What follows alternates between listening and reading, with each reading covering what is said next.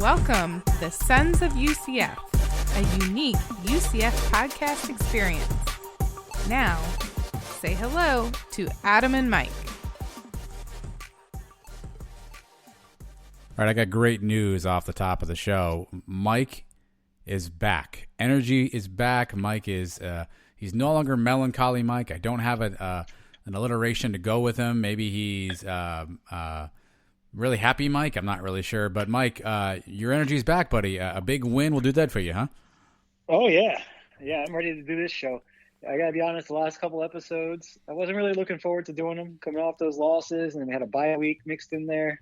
I was kind of souring on coming on here and talking about these kids every week. But now we're back in the win column. I feel good now again, ready to take on the rest of the season. Okay. All right. Well, that bodes well for the start of episode number 104 of the Sons of UCF. We appreciate you for listening to us, and you're doing so on one of the many podcast platforms we're on. If you're not sure where we're at, just search Sons of UCF. We're on all of them. Make sure you subscribe, rate, review.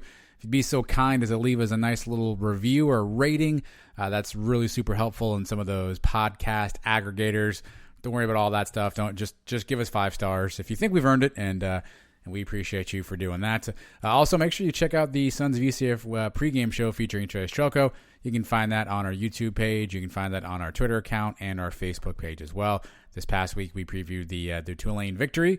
And what perfect segue, Mike, because now we're going to preview what happened, I guess review what happened in the game at Tulane. So for those of you unfamiliar, the Tulane Green Wave came to town. It was a bit of an uneven start, Mike. Is that a fair assessment to say? But obviously it all worked out well in the end.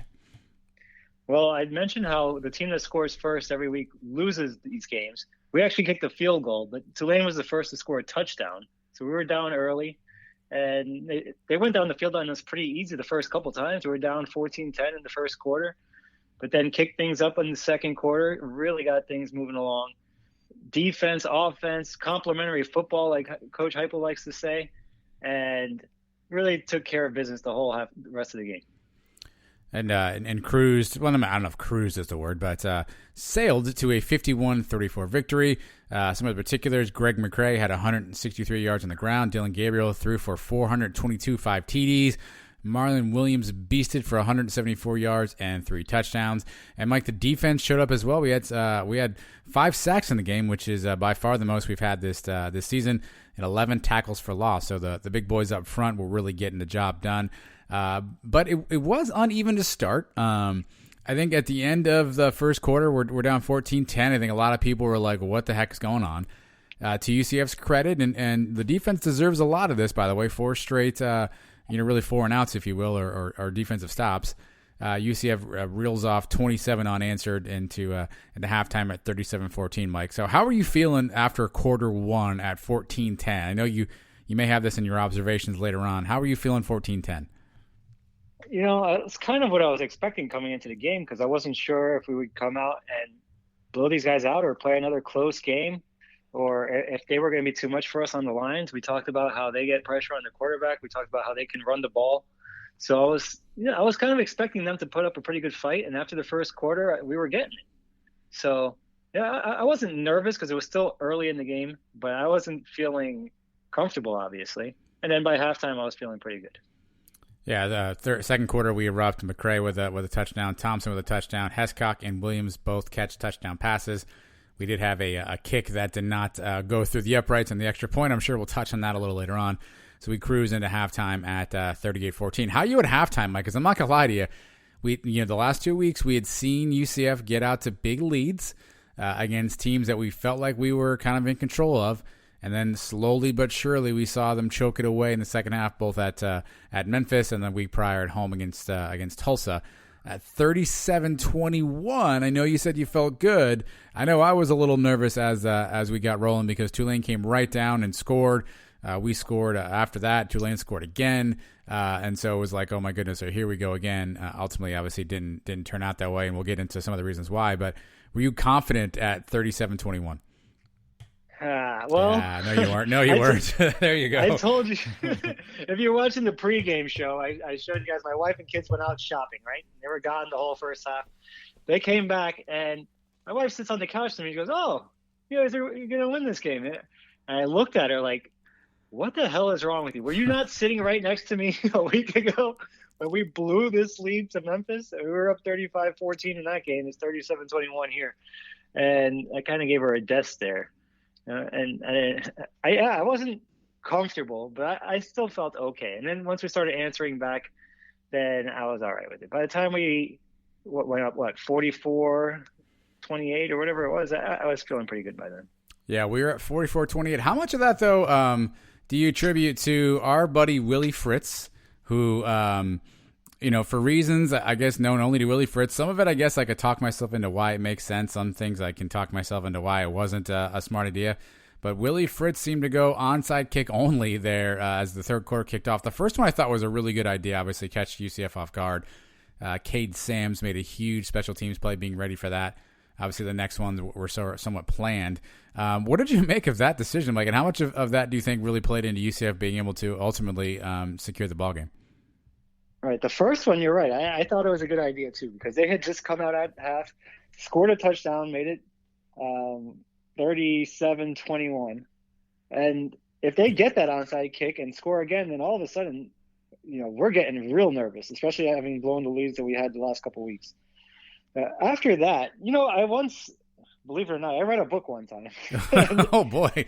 And there was a high school coach. I don't remember when, but he had this theory where he did onside kicks every single time, yep. And he went for 2 every single time. Yep. And it worked for him, and he just dominated the high school league he played in. And I guess percentages said, I mean, if he doesn't recover the onside kick, they're still getting the ball at midfield. But if he kicks it off and they get it at the 30 or whatever, it's not much of a difference to him. And the way Fritz was looking at it, maybe if he gives us the ball at the 20, we're going to be out to the 45 or 50 in a play or two anyway. So he's taking a chance of him getting the ball back there. And it didn't pay off for him, but if he would have recovered 1 or 2, he would have looked like a genius.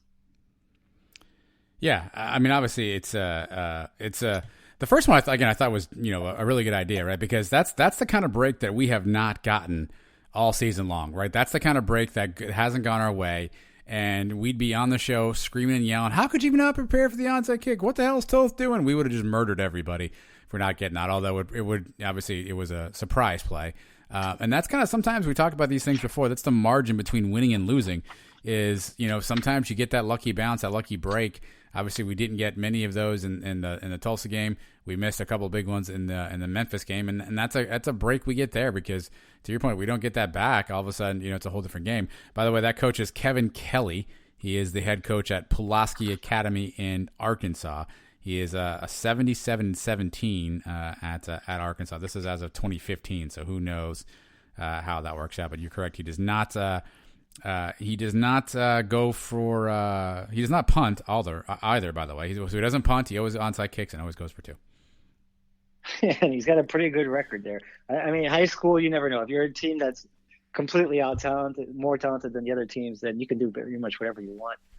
But it is an interesting theory. If you look at it the way he does, I mean, never punting, that's a little dangerous. I mean, you're inside dangerous. Your own 30 and stuff. But I mean, hey, we've been going for it on 4th downs a lot too, and we went for it on the 4th and 12, which paid off for us this week. We go for it once we cross the 50. I feel like we're going for it on 4th down every time. Well, I mean, if you think about it from his perspective, this is Willie Fritz. Obviously, they were not stopping us on defense.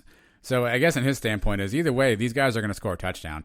I might as well at least try to get the ball back because if I give it to them, they're going to score anyway. So whether or not I give it to them on the 20 or give it to them on their own 40, maybe his thinking was, what does it really matter? My best chance of winning this game is to be against their defense, which, by the way, he's not wrong. Obviously, the defense, while played good, certainly had some moments there. And I guess if you're thinking percentages, they're going to score if we give them the ball. So let's just try to get it ourselves. I guess you don't fault them for that, but obviously it worked out. Well, I guess you could fault them for that, but obviously it worked out well in UCF's favor. Come out with a 51-34 victory, which now brings the Knights to 3-2. Which sets up for a nice matchup coming to Houston this weekend, and the Cougars are coming in at I think they're 2-1 right now, both wins in conference. So a big game setting up for the Knights on Saturday, but we'll get into that as things come up. Mike, a couple of big things that took place in the game. Otis Anderson got hit pretty good went out for a period of time, and then came back. Ben Thompson, as we're calling him now, apparently, didn't play a ton. He had 10 carries. So health is still a bit of a concern, Mike, particularly at the running back position. What'd you make of Otis's injury and his comeback in the game? It was a scary shot he took. Did they ever say exactly what happened? Did he get the wind knocked out of him, or? No, they did. As he was walking off, he was like pointing to I think it was his left shoulder, one of his shoulders, to the training staff. So I don't know if I guess it would have been the right shoulder. I think he got the harder hit in. So I don't know if it was a shoulder contusion, bruise. I don't want to speculate, but he looked like he was pointing towards that shoulder, collarbone area. All right. Well, obviously, I don't think it was dislocated or anything like that, or else he would not have come back in the game. So that's a good sign. At least we saw him back. I felt better once I saw him coming back in the game. But McRae picked up slack. Mm-hmm. He had a big game. So I didn't see Johnny Richardson. I thought maybe once we start losing some running backs, we'd see more Johnny Richardson come in the game. I don't think he played at all, did he? He's not on the participation report. That's something I was actually I put a note down. I didn't know where we'd get to it, so I guess I'll do it here. One thing, if you look at the stats, and UCF does a nice job of keeping tabs at these things. One thing that I've noticed is it seems like outside of special teams, which we'll get to, it seems like Heupel's really tightened up his rotation, which is kind of interesting that, he would tighten it up in the middle of the season, and it was looser, if you will, in the beginning of the season. Johnny Richardson is not listed on here. Demarius Good is on here, but I think he played special teams. We did not see Parker Boudreaux again. And a surprise, Mike, and I don't know if he's injured or if it's performance-based, we did not see Zamari Maxwell, who had previously been starting at corner. We also did not see Justin Hodges, another true freshman. We basically went with two true freshmen. Devontae Brown and Corey Thornton at corner both games. So we didn't see many of those guys. The offensive line rotation seems to have really slowed down and stopped, obviously up until Edward Collins got injured. It's interesting. It seems like Heupel's tightened his rotation as the season has gone on versus loosened it. I will also add, though, by the way, you do have to take these participation reports with a grain of salt. And maybe I missed it, Mike, and if I did, I'm an idiot, and I guess everybody else is too. But listed on the participation report is Brandon Moore, who I don't think got in the game this week, but he's listed as playing in this game, unless he snuck on the field and no one noticed. I don't know. It is a little weird. You would think he would play it this way early in the year because he doesn't have any room to wiggle, no wiggle room. But now with 2 losses, you'd figure to get more guys playing time. But also at the same time, you think he can't afford another loss, so that's another reason he's tightened it up. I was a little surprised because, especially the defensive backs, only 3 defensive back or cornerbacks played the whole game. Like you just mentioned, the 2 freshmen and Aaron Robinson. So it is a little weird. And no Johnny Richardson, like I said before, he was really mixing in the running backs, and he kind of limited it to just a couple of guys. And Derek Gaines got in too. I think he replaced Antoine Collier when he went out with an injury. He actually ended up with the INT there late in the game. But yeah, it's interesting that the rotation, really tightened up. And it also the starting, I know sometimes you can't read too much into the starting rotation for UCF, but the starting wide receivers, so we went 4 wide to start. It was Jalen Robinson and Marlon Williams, as you'd expect, but the other 2 were Ryan O'Keefe and Stretch Cradle were the first 2 on the field in that 4 receiver set, which, we hadn't seen a ton of at least O'Keefe starting. We hadn't seen a ton of Cradle. Obviously, he'd been out a half. But no Jacob Harris out of the chute there. So whether that's just the luck of the draw or Heupel's trying something different there, who knows? But the rotations have been interesting to see kind of where we ended up falling in the end. I wonder if it's something based on how they practiced that week, and then it's kind of a reward punishment system he's got going on now for the rest of the season. And whoever's playing the best that week in practice is going to get to see the field. And I forget which game it was too. I think it was, was it? I think it was the Tulane game. I may be wrong on that. It's either Tulane or Memphis, obviously. I think Richie Grant was not out there to start the first defensive play. So maybe you're right. Maybe it's something about it's a discipline thing. You miss a class or something, or you get a C on a paper or something. I don't know. Maybe they do something like that. Obviously, Heupel will never tell us. But we did get most of the guys back who we had been worried about from an injury standpoint. Gilliard was back on defense. Eric Mitchell was back. Obviously, the one guy we have not heard anything about yet in a long, long while is Trey Nixon. He obviously did not make an appearance as well.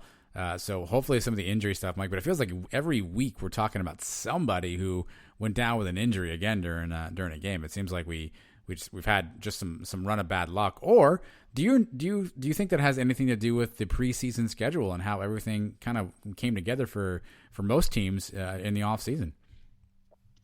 That may have something to do with it, but I mean, this is football we're talking about. Guys get hurt all the time. Go back to 2017. A part of the reason we stayed undefeated is we were very lucky when it came to injuries. We didn't have very many injuries at all, which is not very common. So, I mean, guys getting hurt, one or two guys a week, is actually pretty normal, I think. But as long as there's no serious injuries, like we haven't had, knock on wood, a Bam Moore type injury or a Mackenzie Milton type injury at the season. So as long as the guys like Otis is getting knocked out of the game, but coming back in the game, then I can live with those. A couple of interesting stats to note, Mike. I guess we should start off with what almost made me fall out of my chair at halftime, because at halftime it was 0. But we ended the game, Mike, with only 4 penalties for 20 yards. Although, to be fair, Tulane had 2 for 10, so I'm not sure if this was a game where referees just put the flags in their pockets, because there were a couple of holds and whatnot I think everyone could see on TV. But 4 for 20, only one of those on the offensive line. One was on sort of the whole entire offense for not getting set. We had an offsides on a punt, which was just stupid. And then we had too many guys with the same number on the field, which, great. Congratulations, Nick Toth. You find more ways to do stuff that's interesting every week. 4 for 20, Mike. That's an improvement. Do we think that we can sustain that? That's a huge improvement. I forgot to even look at the penalties coming into the show tonight. 4 for 20. Wow, I'd take that every week. But the two guys with the same number, I couldn't help but start laughing when that happened. Yeah. Can we sustain it? We're going to find out. I'll believe it when I see it. Yeah. We may have one of these and then come back to another 12 penalties this week against Houston. I hope not. Maybe things are getting corrected here. We've seen the trend now coming down. What was it, 19 and then 18 and then 10 and now 4. As long as if we can keep it under 8, that'd be great. Under 7. I'll live with that. Another stat line that was interesting, Mike. We had 21 kickoff return yards. Granted, that was on 4 returns, so we averaged 5 yards a return. But I think it's been a while since we've actually had kickoff return yards. I think that was all on one return. It probably was, yes. It was the opening kickoff, I think, right? I don't know if it was the opening one, but it was O'Keefe. He took it out from like 5 yards deep in the end zone. And Mark Daniels was starting to question him when I was listening to the game. He's like, what is he's taking it out, I guess. And then he actually hesitated, too, when he took it out. And he only got back to the 20-yard line or something. I know this is a bit of a skewed stat because we talked about the onside kicks, but UCF had 13 minutes and 39 seconds of possession in the fourth quarter. On the pregame show, we had talked about kind of running a 4-minute offense and, really being able to grind out the clock and kill some clock there. And again, obviously Tulane was sort of, forfeiting the ball to us, but 13 minutes of possession in the fourth quarter. I think certainly helped cement the game, Mike. And even though we didn't end up putting any points on the board in the fourth quarter, they only scored one time. Obviously, helped us kind of ice away the game. What'd you make of sort of that fourth quarter offense and the way UCF kind of handled the clock down the stretch there? Well, that's what we've been begging for. That was the reason we couldn't put Memphis away, because we couldn't keep the ball away from them. And it's been a big issue for the last few years under the Heupel system. We can score fast, but can we kill out the clock and drain out a game? That's a great sign. You hold on to the ball for 13 minutes. That may be the longest time of possession in any quarter in Heupel's time here. Yeah. Well, O'Leary would be proud of that. 13 minutes in a quarter? I don't even know if he's done that. Yeah, I think again, Tulane helped a lot, forfeiting the ball back to us every time. But, it certainly could have gone the other way, and we're lucky it did. Mike, what did you make of game day atmosphere? Obviously, we had space unis. Still a modified number of folks allowed inside of the stadium. It's hard to tell sometimes on the energy and whatnot. What'd you kind of make of what you saw on TV and what you heard on the radio in terms of sort of the game day experience and crowd noise and uniforms, all that stuff? I think they credited us with over 9,000 fans in the stands. It's hard to tell. 91-48 was the official. Does not look like a lot of people made it out to the game. Obviously, a lot of factors, COVID, and of course, the 2 losses in a row do not help. And it being a 2:00 game maybe factors in. the opponent. So I wasn't expecting a big crowd, but it didn't look good. It sucks to see, but I mean, it's something we got to deal with for this year. You know, I hate to see them come back from commercial and see Zombie Nation, and you see like 6 people jumping up and down. We're used to the whole stadium just rocking, but it is what it is for now. Yeah, I mean that's everywhere. What'd you make of the seeing the space unis on the field? I know you're more of a traditionalist in the uniform game. I thought they actually looked pretty cool when they were on the field. What'd you make of them? Yeah, I mean, I don't mind them. I like them. They were pretty cool. I don't think they're the best space uniforms we've ever had, but they were good enough. They were good. I like the little reflection of the numbers. That looked pretty cool with the sun. Yeah. I'm not going to complain about them. There were rumors that there was a release that came out from John Heisler. He's one of the senior members of the football staff. I think he does communications. He usually has like a post-game column the morning, the Monday after, and he had a footnote in there about the UCF will wear their space game uniforms again against Houston. That got some traction on social media. I think I saw it first from Brian Murphy, and then later that line was removed. So I'm not sure if they're actually breaking those out for a second game in a row. I guess we'll have to tune in on Saturday to find out, or I guess we'll find out on Thursday when they do the uniform reveal. But there were some rumors they may come back for the Houston game. So if you liked them that much, you may get to see them twice.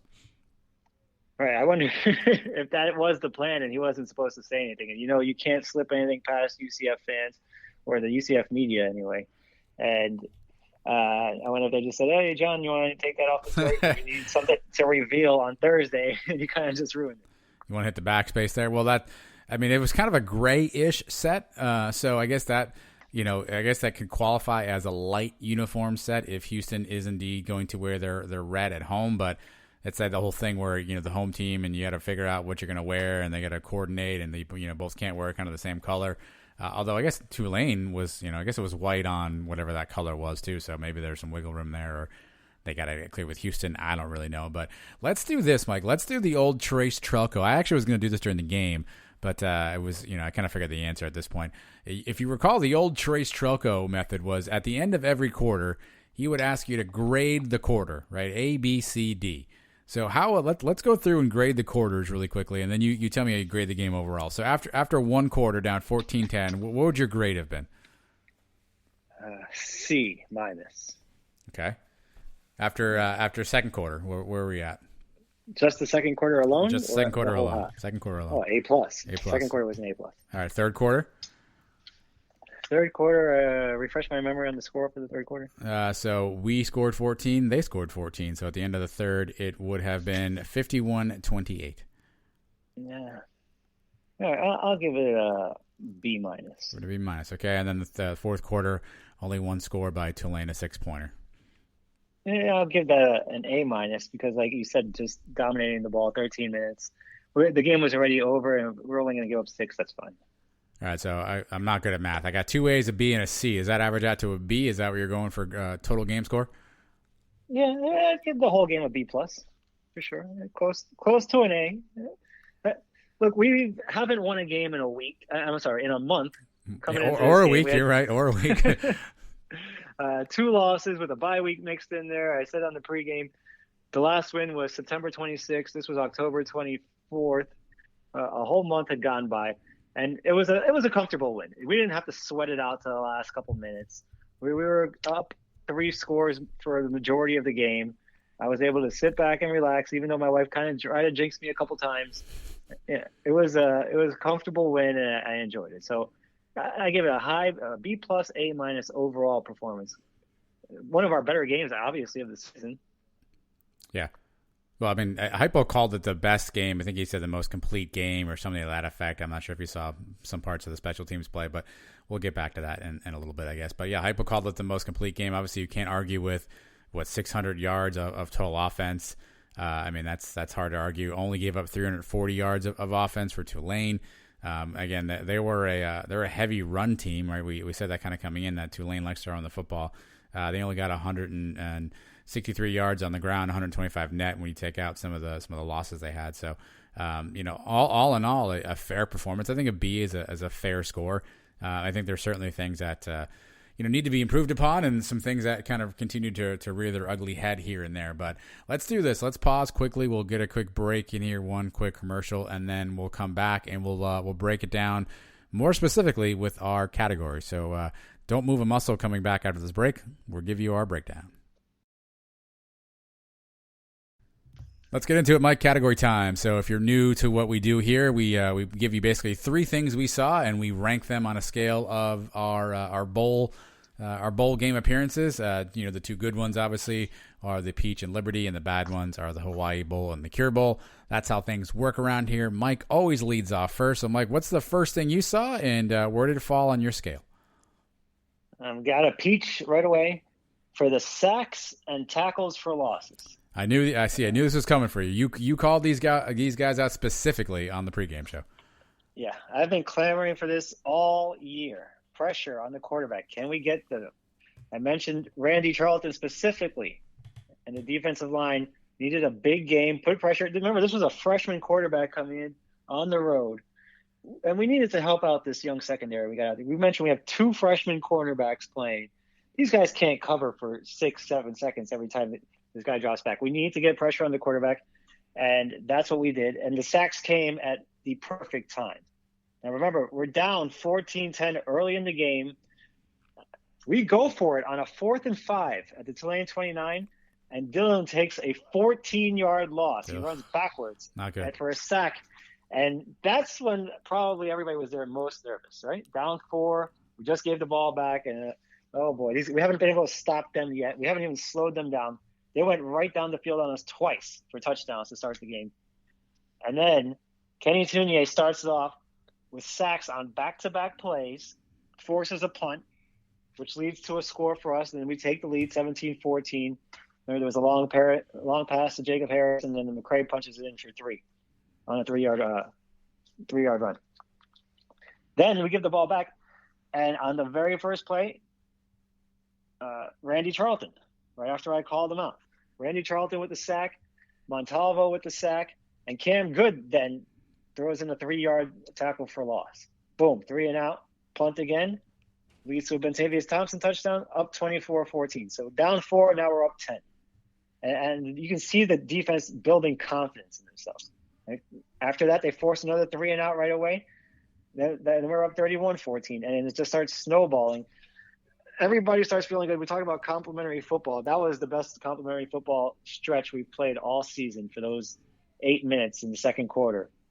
5 sacks total for the game. We only had 6 sacks coming into the game in the first 4 games of the season. 6 sacks total. We had 5 on Saturday. 11 tackles for loss.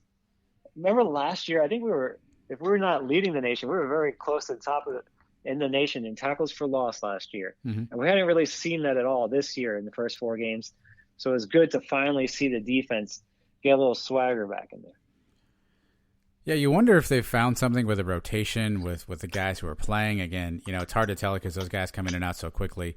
If they've settled on a starting 4, if they settled on 4 that they really like a lot. Charlton, Montalvo, Cam Good, and Stefan Zayas were the first 4 out there. We did see some Landon Woodson, of course. We saw some Chris Deloche. We saw some Josh Elliscar. After that, though, it does seem like they tighten up the rotation a little bit. Morris Brash got a little bit of run. But it seems like they may have tightened up the rotation a little bit on the line. So, again, you're curious if you're just now guys are starting to separate themselves, cream of the crop. But you're absolutely right. The guy who had to step up was Charlton. I mean, we know that the talent this kid has. We've seen him make big plays for us. And you're right, getting that spark. It's almost, it's like an infectious thing, right? Probably not a good thing to say in a pandemic. But, one guy gets pressure and all of a sudden the next guy and all of a sudden the next play. And it seems like it just kind of snowballs downhill after that. So it was good to see that, kind of come play after play after play, particularly in back-to-back series like that. I don't think we put together a defensive stretch like that in a long while, maybe since the ECU game. So it was good to see those guys get a little confidence back too, frankly, right? Because obviously they've been taking a beating, in social media and in real media and fan base. So it was good to have those guys kind of get a bunch of series as back-to-back and really kind of change the tide of the game there early on in the second quarter. I was listening to the radio broadcast, and that first possession when we were down 14-10, they get the ball. They run on first down, I think, for 6 yards. or 6 yards, and it's second and I want to say 4. And that was, UCF calls a timeout. And Gary Parrish given them all the credit for switching to a dime defense, saying once we switched to dime after calling that timeout, then that's when we started covering, I guess, better, and then leading to – so some of those coverage sacks, maybe. But Randy Charlton, and it started with Tunier, too, on those first couple of plays, getting the pressure, that's great to see because that's what we've been looking for all year out of those guys. All right, well, if the defense was one unit that was pretty maligned through the first couple of weeks, my first category, Mike, is the other unit that was definitely maligned, and that is the offensive line. And I'm going to hand out a peach, Mike. I'm going to do it. I'm going to give him a peach. And look, turnabout is fair play. We killed them when there were struggles. We killed some of those kids individually when they were struggling, right? We saw all the penalties. You just talked about it. 19 and 18. We had 4 false starts in a row. We had 10 in the Tulsa game. It was not a pretty experience. Things were much improved against Memphis, Mike.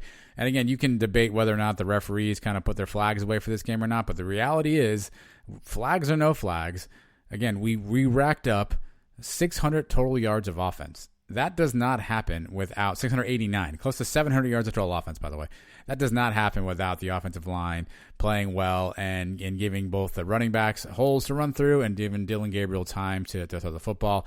He had 422 yards passing. Gabriel did 267 yards on the ground. Again, only one actual real false start that we saw. They had 2 sacks on the day. One of them, I think, Gabriel kind of ran into. You kind of mentioned the 14-yarder where he kind of scrambled around back there. Another one for a 9-yard loss. Other than that, Mike, those guys they kept it. They kept the pocket clean, and they gave Dylan time. They gave the running backs time. And so kudos. Let's make sure we call these guys out too. Edward Collins, Cole Schneider, Matthew Lee, Lokai Pule, and Sam Jackson were the sort of the main 5. Edward Collins went down midway through the third, I think it was, and Marcus Tatum came in and spelled him. But, Mike, we got to give that O-line credit. We got to give Matt Lee credit specifically. Again, people dogged this kid all over town, all over message boards, all over Twitter. Heck, we even had some fun at his expense. And the kid's played really well the last 2 games, and the entire line has. You wonder if Heupel and Ellerby have now found their 5 and found the right positions. That's the other thing that was interesting that people kept asking Heupel, and he spoiler alert, he doesn't answer it. But are you finally settled on your line? Was a lot of rotations. A lot was being made of Sam Jackson basically playing like 4 spots for 10, 12 plays a spot. You wonder if that just took away from continuity, and you wonder if that took away from a little bit about that team getting a chance to gel together. But right now it seems like they found a good 5. They played really well against Memphis, and I would say they were outstanding in this game here, Mike, particularly because, like you had said in the pregame show, Tulane's defensive line was no joke. We thought that would be the best D-line we've seen so far, and by and large, they didn't make much of a dent in the game overall. So my first category is a peach for the big boys up front, the O-line. Yeah, played great again, 2 weeks in a row. Way to bounce back. Matt Lee specifically. A lot of this game is mental too, especially he's playing the center position. You got to know everything that's going on out there on the field. It's not just snapping the ball and then blocking the guy right in front of you. There's a lot more to it than that. And this kid's a freshman and showing a lot of maturity now, bouncing back from that Tulsa game, which was a nightmare. Just everything that could go wrong went wrong for the kid. And he's brushed it off now. 2 weeks in a row, he's played great. The rest of the guys too. Like you're right. The Tulsa defensive line worried me coming into the game. That was their strongest part of their team. And I think they were like 4th in the country in sacks coming into the game. And the one that Dylan gave up, I mean, he danced around for a while. He could have probably got rid of the ball without getting that sack. And the other one, I'm not even sure if I remember. So great job overall. And continuity is key, man. I called for that weeks ago. And I said, you got to just find the 5 guys that work best together and go with that. Stop shuffling people around. I understood why they were trying to do it early in the year. And like a game like East Carolina, when it's out of hand and you want to start experimenting a little bit, then go for it. But in close games, a Tulsa game where no lead was safe for the last couple of weeks, you got to stick with what's working. And now these guys seem to finally have something clicking. And we'll see what the injury is to Edward Collins. He'd been playing well, Mike. He was a kid who played a lot last year. He actually also had a nightmare game at Tulsa, if I remember correctly. Last year, he had a bunch of false starts. and was a true freshman, I think, at that point. So he's been playing a ton, and he obviously went down, looked like a lower leg type injury. We'll see how he plays. But again, no Parker Boudreaux. He's not listed on the participation report. I don't think he was shown on the sidelines at all, Mike. I don't know if anybody saw him. So you wonder what's happening there, if he's just going to sit out the rest of the season. Obviously, we hope he's okay from a health standpoint.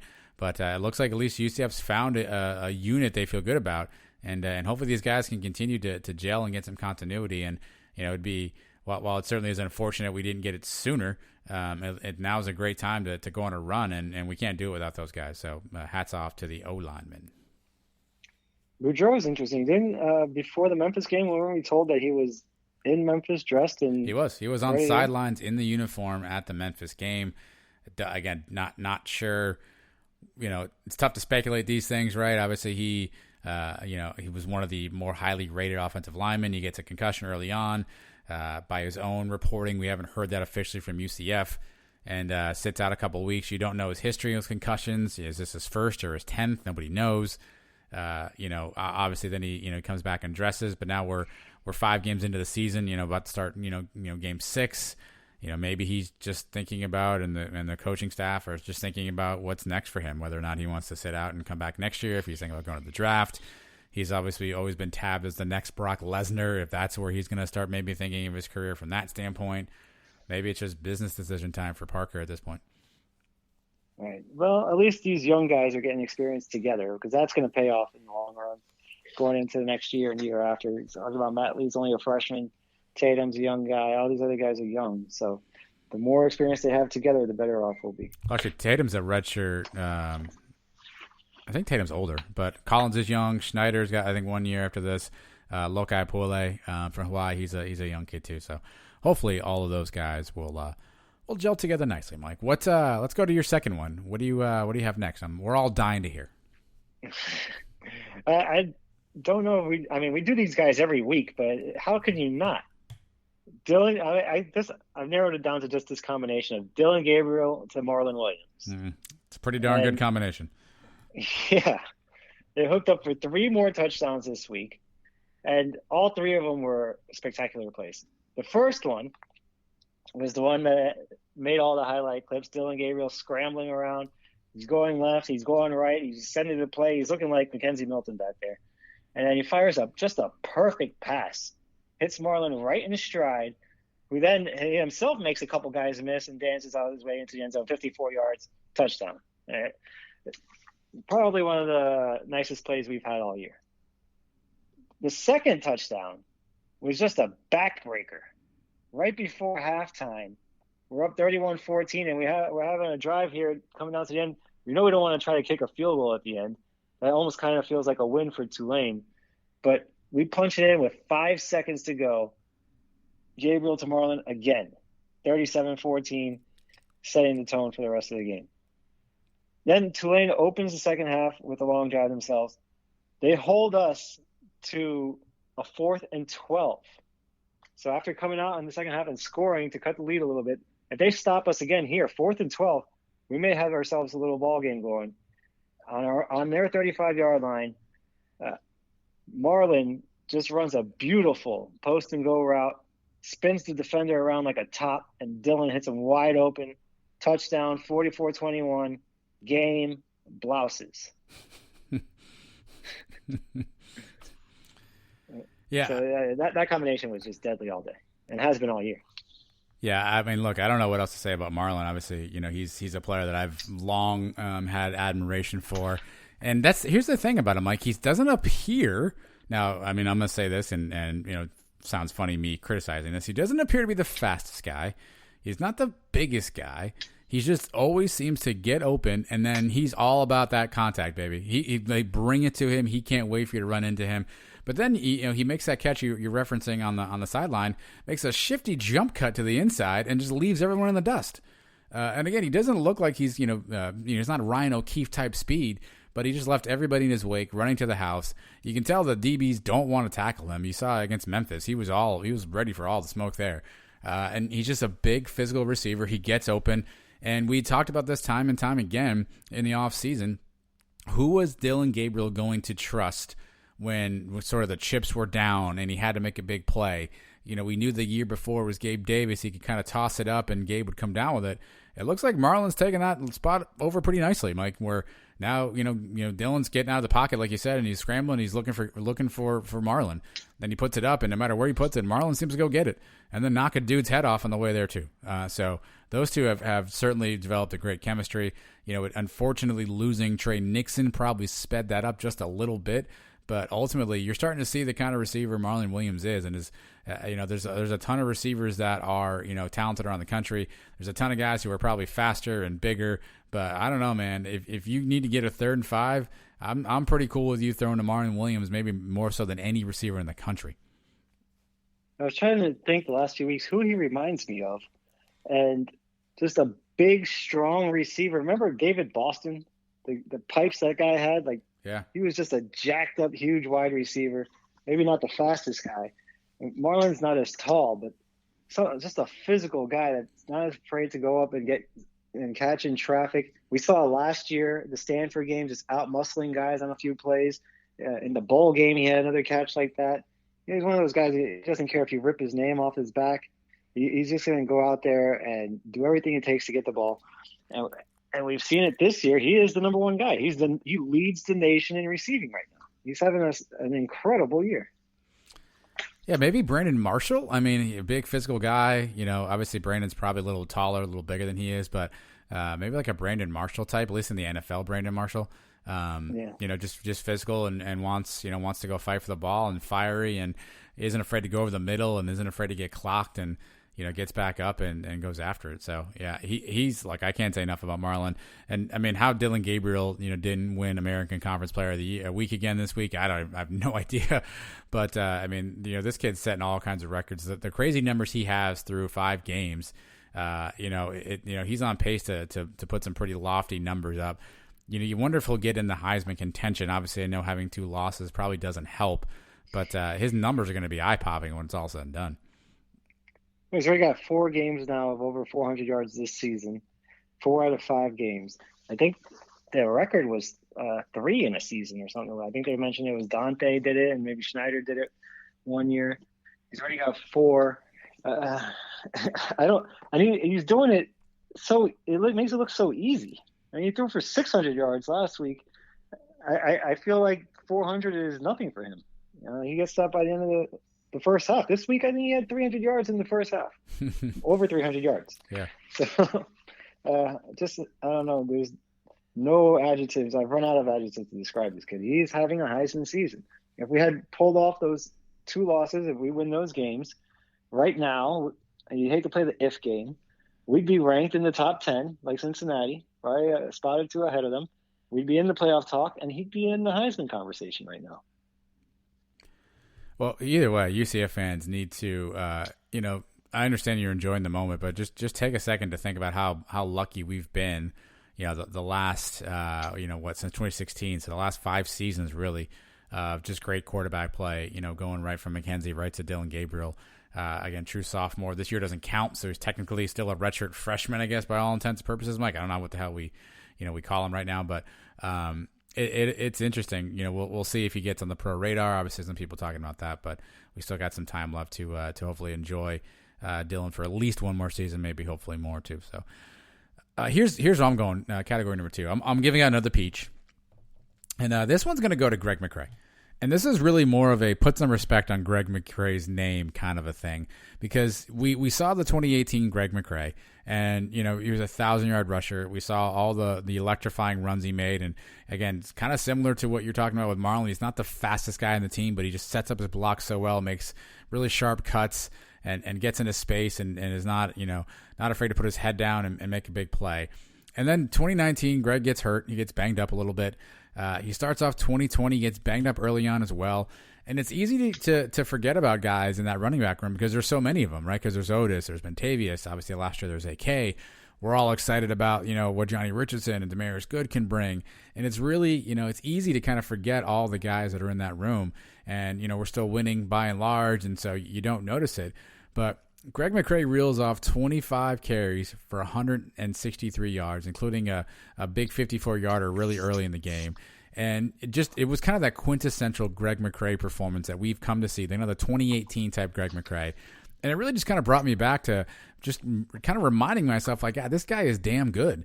And, we're so kind of, I guess, conditioned because we have so many great running backs and they're so unselfish and they split a ton of carries. But, having Greg back there and kind of that quintessential 2018 Greg McCray game, it was just it was something to really kind of remember, kind of remind myself of how good he was. And I think we kind of take him for granted.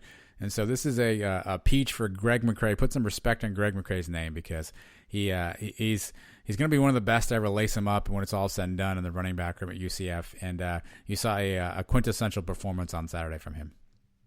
Well, for the very first play of the game when he broke off the long run, just a great day overall.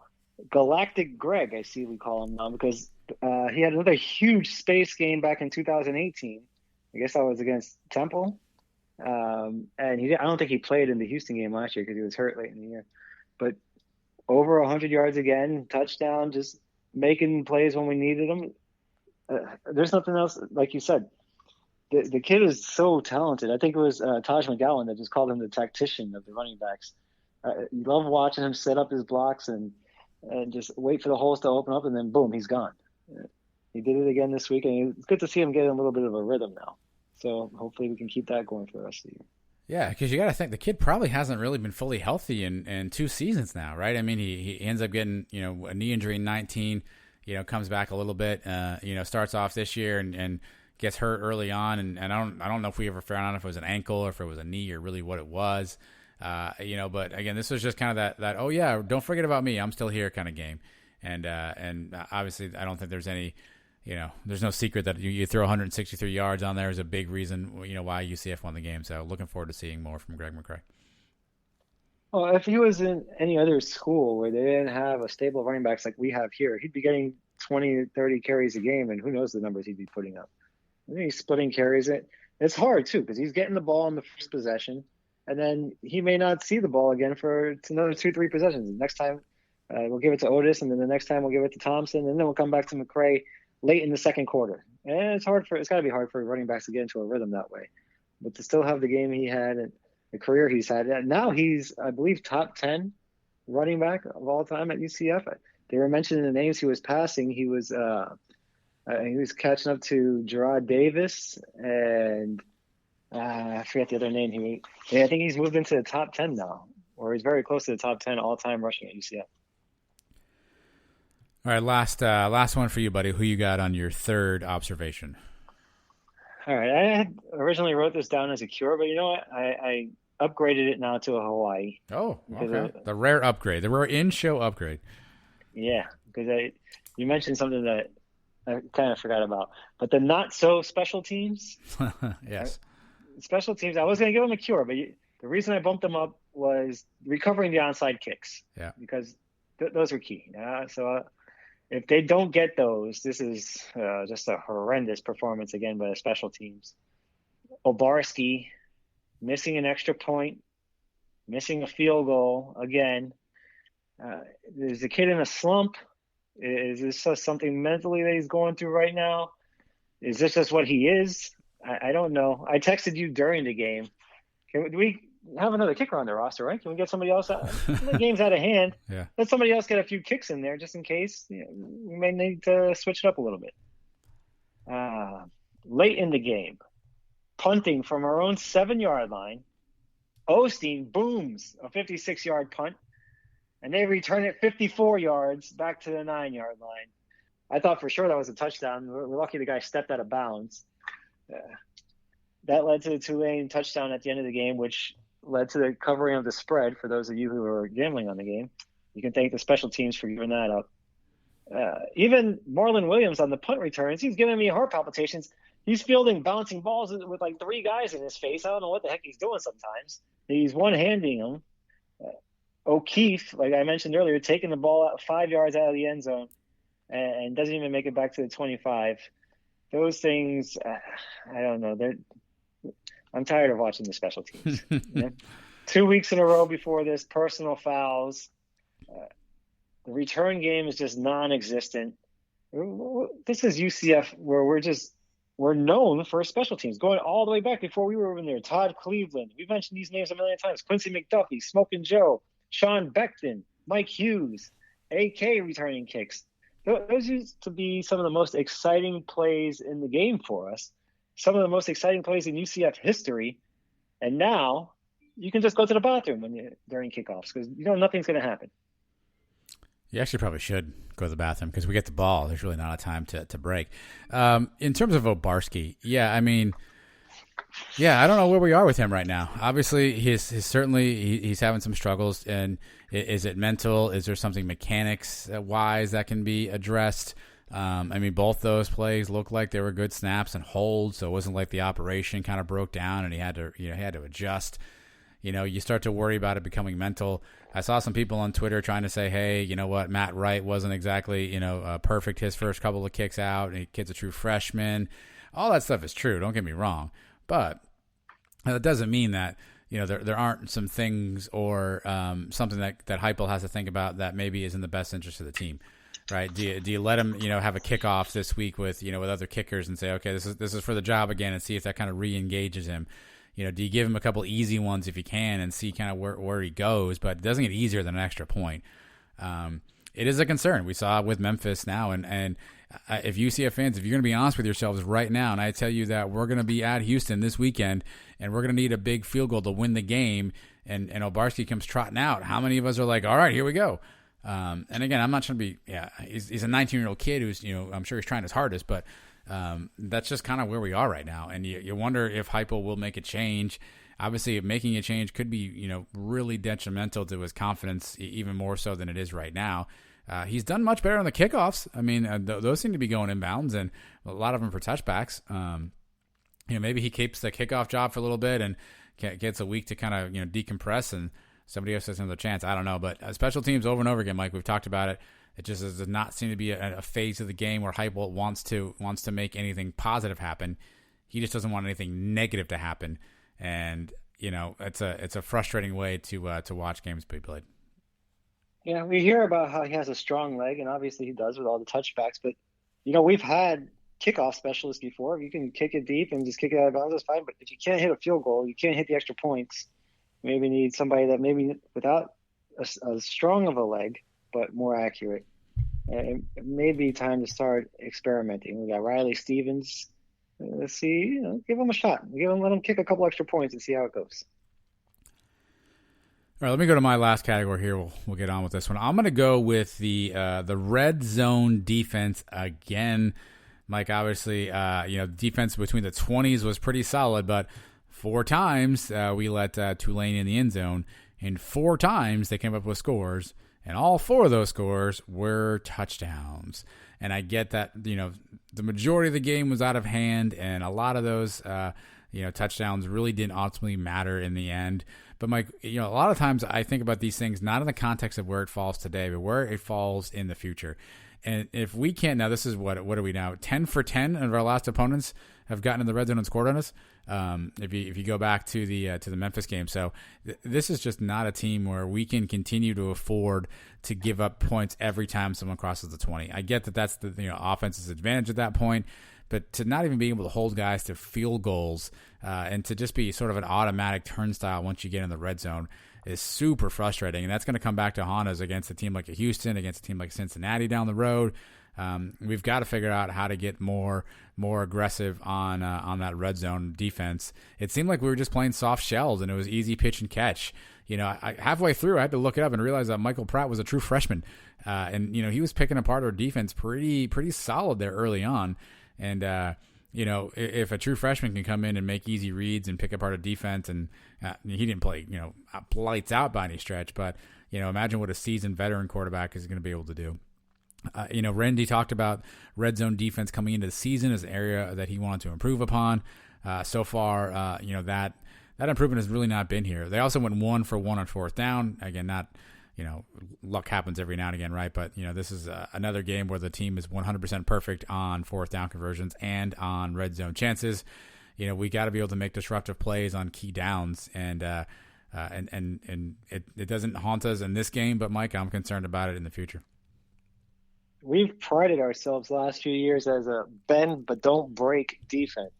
We let the guys go down the field, and we hold them to a field goal. We're going to win 99% of the time. We're holding teams to field goals, and we're scoring touchdowns. that's just the way the math works out. And to give up touchdowns every single time, that's disheartening. And the way they did it, you're right. They made it look easy. I got to tell you, Antoine Collier looked lost in this game this week. He didn't know what was going on there. I mean, they made a couple nice plays on him, but sometimes he was just out of position, did not look good.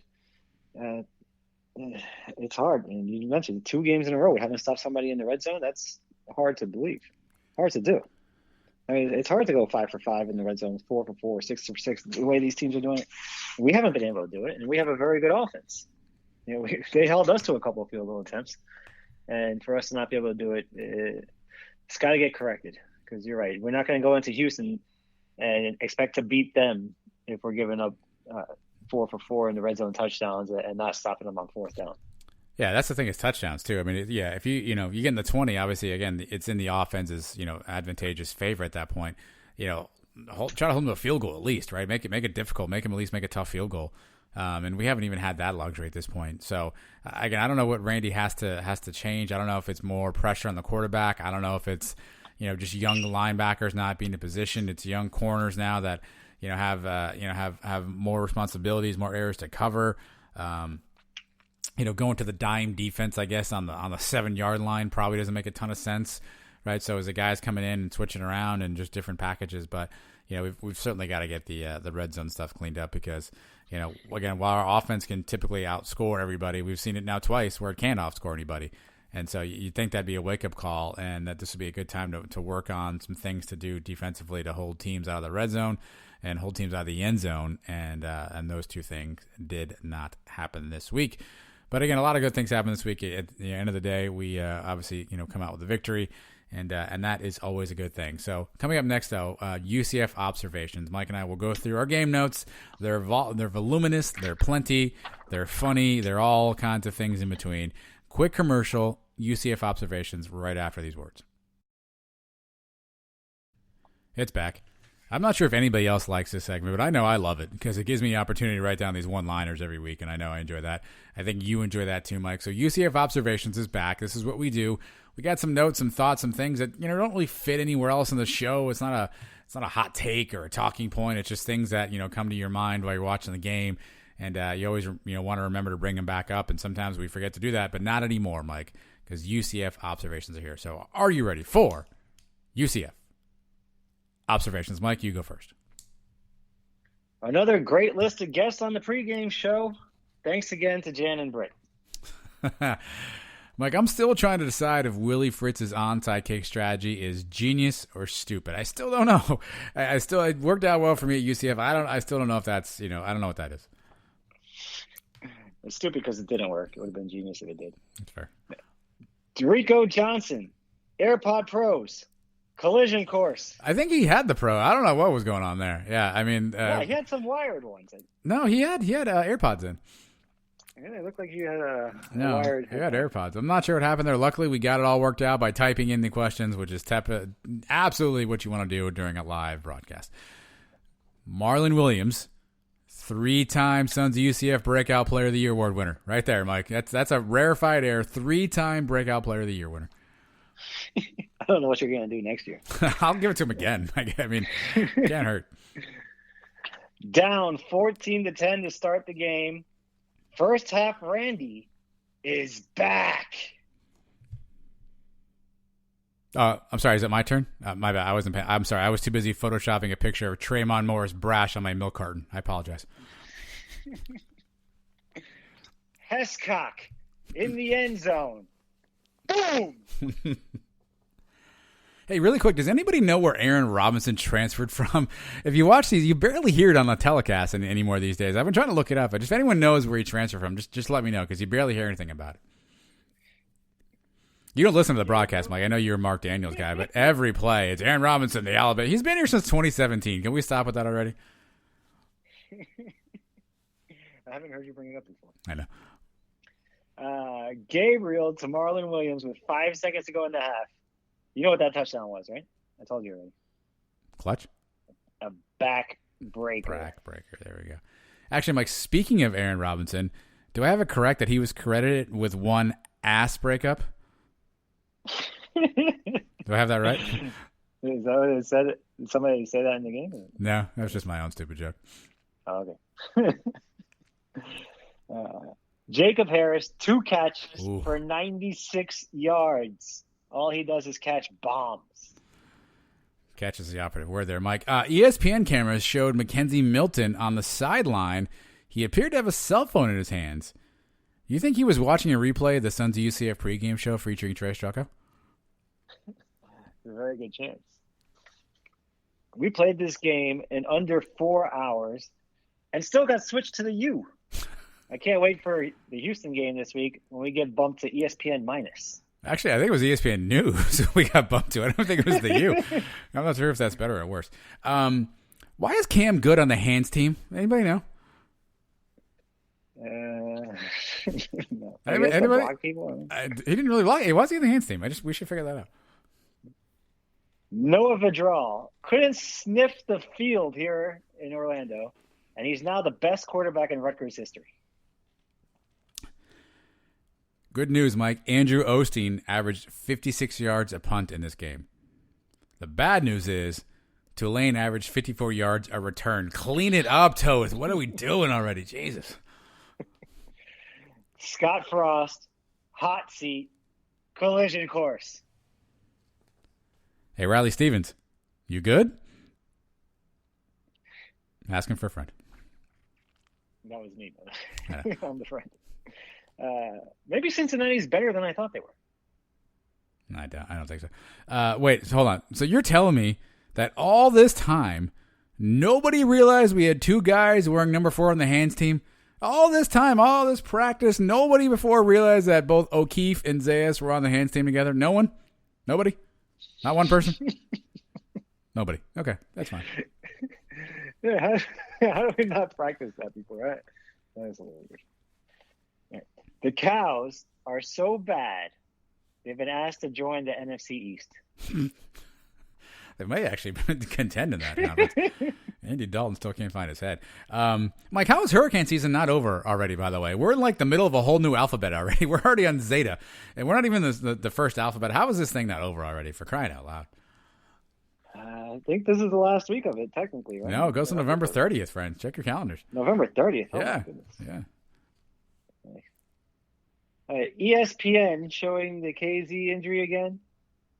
You know where they can go, right? Straight to hell. Don Williams. While they're there. Say hi to Don Williams. I got 2 more really quickly.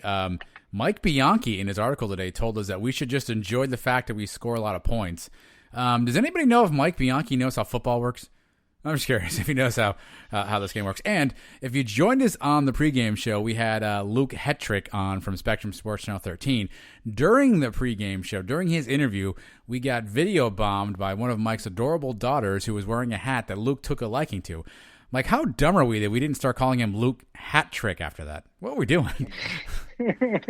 how dumb are we? We missed a huge opportunity there. I don't know if you got Luke that hat, by the way, but we really we blew that opportunity. But luckily, we did not blow the game, and hopefully, we did not blow this segment because those are your UCF observations. Sit tight. We have more show coming up next, including... Well, I don't even know anymore. Mike picks. We got cows. We got all kinds of good stuff. Don't go anywhere. Sons of UCF. We're circling back around right after this. This is UCF head coach Josh Heupel, and I go 1-0 every week with my guys Adam and Mike on the Sons of UCF. Charge on. Go Knights.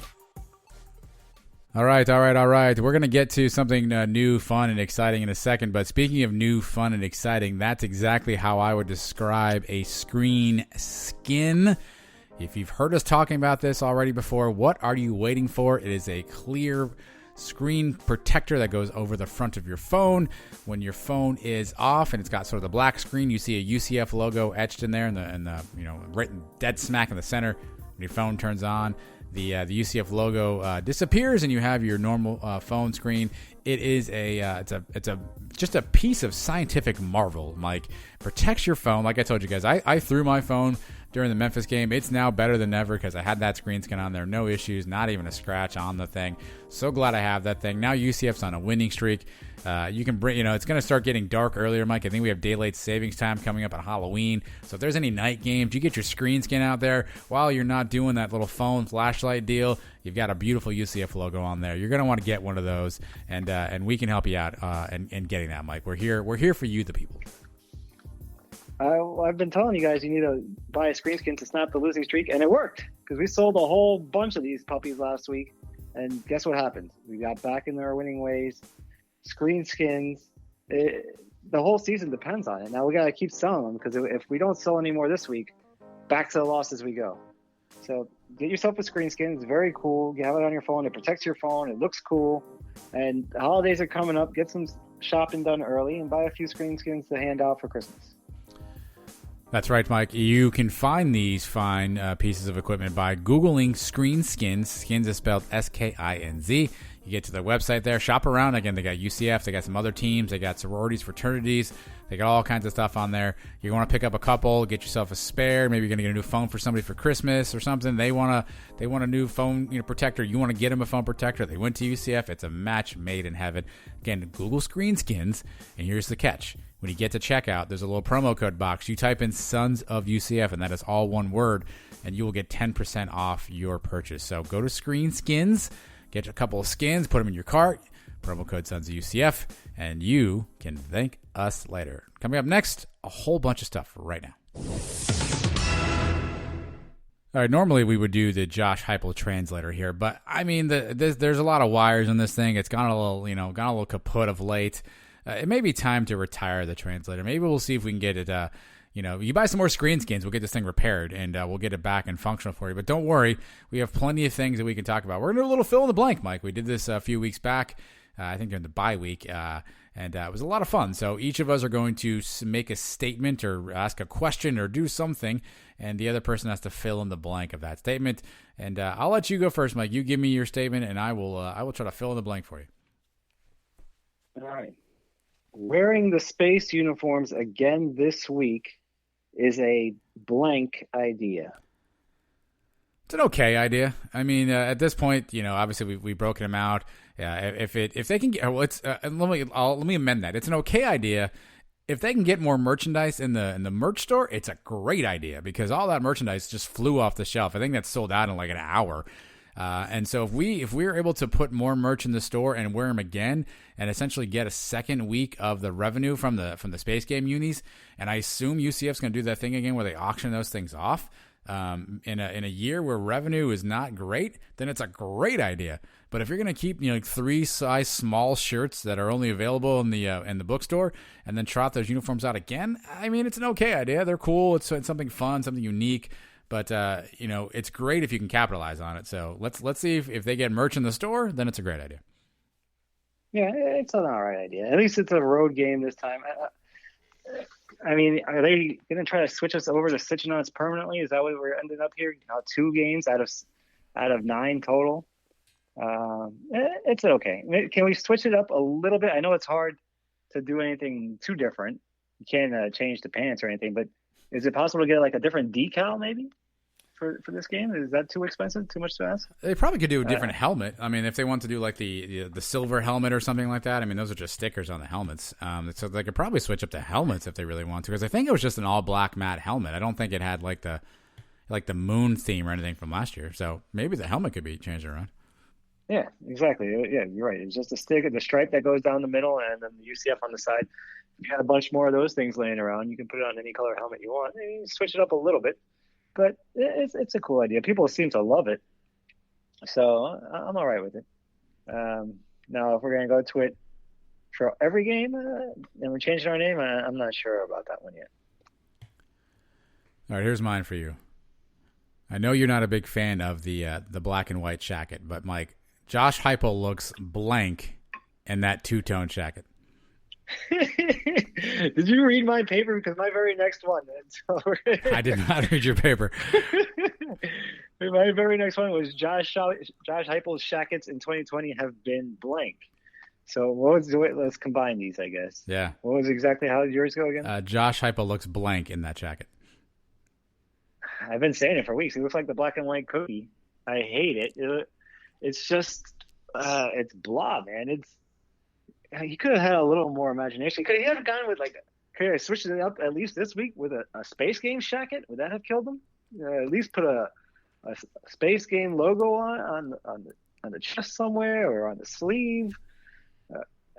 Black and white. It's just I don't like it at all. It looks like the cookie, and they could have done so much more with these jackets. They could have really made it a big thing. And maybe he doesn't want the attention of doing something crazy, but it could have been a lot cooler. And these might be the ugliest ones, even uglier than the gold sleeve jacket with the nitro head on it that we used to make fun of him for. I don't like this jacket at all. It's my least favorite. And I kind of feel bad. Our friend Sammy Kincaid bought one, and before she posted the picture, you wrote to her, "I hope it's not the black and white one." Yeah, and it was. And yeah. I was like, "Oh man, yeah, poor girl." But yeah, she likes it. I don't know who else likes it. I mean, in the contest of who wore it better, I'm gonna give that one to Sammy over hype. But the word I was gonna hope you were gonna use, or I was gonna use, is sloppy. It just looks sloppy. I mean, it's where's the middle? Where's it start? Where's it end? He's got the shirt hanging on underneath. I think it was somebody I think it was Allie actually on Twitter asked us why it wasn't permanent Cow of the Week material. It doesn't look good. And here's the thing, I don't suspect that Hypo has a control over what his jacket looks like. I think it's obviously a Nike thing. They make that jacket and they send it out to the coaches, and that's like their new thing this year, right? So in terms of, is he able to make it, more exciting or more unique? I don't know how much control he has, but I can guarantee you this: dude can get an all black one if he wants it, right? He may not be able to get one with different shapes, sizes, colors, and logos and blah blah blah, because that may be too much work. But he could get an all black one if he wanted to. I think at this point he needs to embrace, go back to his roots, go back to the original jacket style he had, or just ditch the jacket altogether. I hate to say it, Mike. I hate to say it. Maybe try something new for a game. I don't really know. It's been one of those weird years. Maybe it's time for Hypo to do something a little different. Maybe go to that little half sweater schmuck thing people are wearing. I don't know, but this black and white jacket just not cut it for me. You going to the shorts yet? We got Holgerson wore the shorts, right? He did. Holgo had the shorts on. He might. I mean, I don't know what the weather is going to be in Houston this weekend, but he might go. He might go with the shorts. But we give our equipment guys so much credit for these space uniforms, and we've had 18,000 different combinations of uniforms in the last 5 years, and we're so imaginative. And the other stuff's made by Nike too. We can't send those guys a memo. Hey, make us 4 or 5 nice looking jackets, 9 jackets for the season. And now the assistant coaches are wearing the same black and white ones too. I saw some of them wearing this week. It's ugly, man. The black white one is ugly. They got to get rid of it. Go back to just the plain one at least, or do something cool. Do something with the nitro head on it, or you could have had a squeezer on the jacket, something different to mix it up. But yeah, I think that equipment. I mean, those are just like iron-on patches. I think that they could just iron those things on themselves. I think. I guess I'm not an equipment guy. I'm not a sewing person, but either way, that jacket. Did I answer? I don't know what your fill in the blank was, by the way, but sloppy is my answer to my own. I'm not sure what yours was, but it's got to go. Yeah, well, it was Josh Heupel's jackets in 2020 have been blank, so sloppy. All right, fair enough. All right, so I only have one more left then. All right, I guess I'll go. Oh, you want to go? Yeah, go. At this point, now that you know where UCF's at and you've seen what else has gone on in the American, you give UCF a blank % chance to play for the conference championship. Oh. We said a couple weeks ago it was an elimination game against Memphis, and the loser was out 0%. Now, as another week's gone by, what domino that we needed to fall actually fell this week? I don't know, because we were saying that maybe we needed Cincinnati to lose the game, right? And they beat SMU pretty handily. Right. Then they don't have that many tough games left. They have Memphis this week, which they could lose. They could lose to Memphis, and then we'd have to beat them. And then after that, I think they have Houston left. Other than that, I think they got a couple easy ones like Temple, and I'm not sure the other one. So that's not looking great. Tulsa doesn't have much left either. They have the Pirates this week. They have Navy is one of their tougher ones the week after that. And they don't play Memphis. They do play Cincinnati. I think that's the other one. Cincinnati and Tulsa have to play each other. but we need Tulsa to lose at least 3 games. Yes. Because we don't have the tiebreaker with them, so that's not looking good. SMU would have to lose at least 1 more, so we'd be tied with them. Navy still has to lose another one. And Houston, this week, we have to beat them. We'd have the tiebreaker. We still need them to lose another one on top of that. So I'm going to go from 0% to 3%. I had 5. Yeah, I had 5. Just round numbers. Yeah, I had 5%. Yeah, a lot has to happen this weekend. Obviously, we didn't get anything we needed. Tulsa just manhandled the Cows. Not that we expected otherwise. SMU, Cincinnati. I mean, to your point, that was kind of a coin flip on who we really needed to win that game. Really interested to see if that Cincinnati-Tulsa game gets rescheduled and when it does. Memphis eked one out against Temple. It was closer early in that game, but Memphis pulled away in the end. So nothing really broke our way this weekend to really make me feel any better about it. So I go 5% chance. So do we even need who? We don't even know who to root for. Memphis or Cincinnati this week? Because Memphis losing, that would give them 2 losses. We'd still need them to lose 1 more. Cincinnati, if we beat them, maybe they can lose to Houston. It would be interesting if there's like 4 or 5 teams tied with 2 losses, right?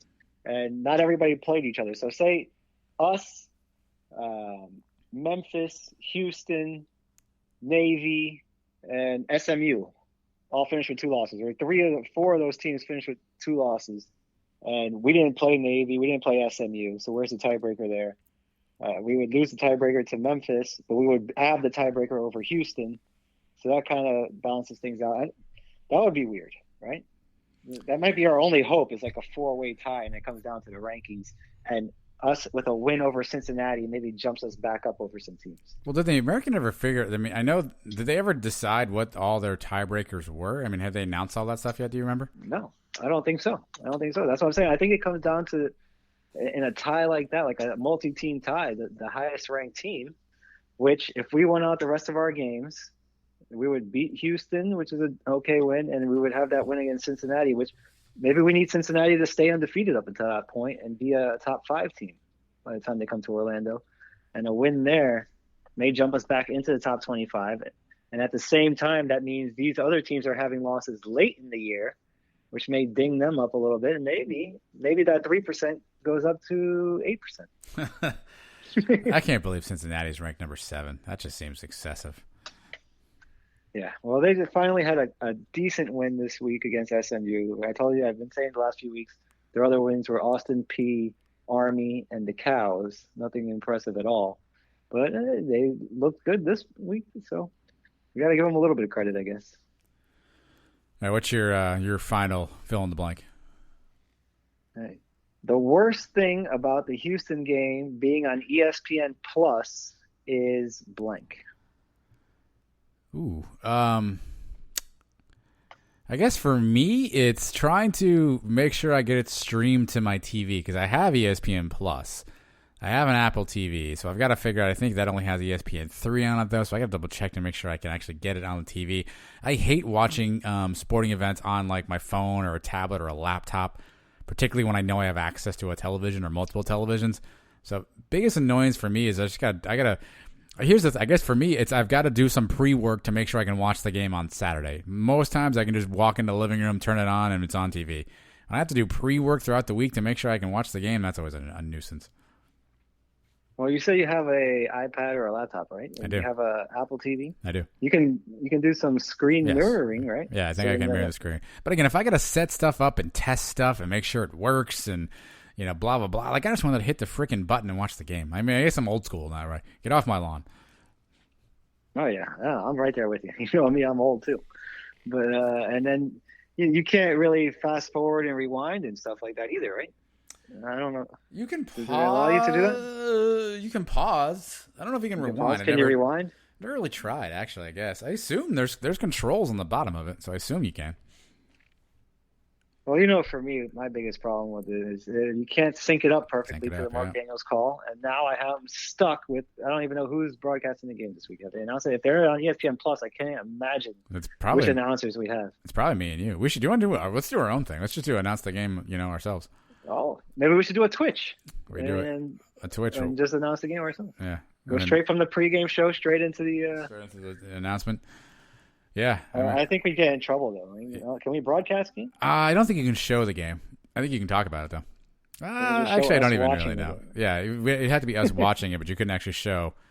So they'd have to have the game on one screen on streaming and then streaming else on another screen. Probably not the most effective strategy to make that work out. So I don't know who you're stuck with announcing the game. Just announcing in your own head, I suppose. Yeah, it's going to be rough. I still am holding out hope. I mean, you hate to say teams come out with COVID, but that's what got us off the ESPN Plus last time.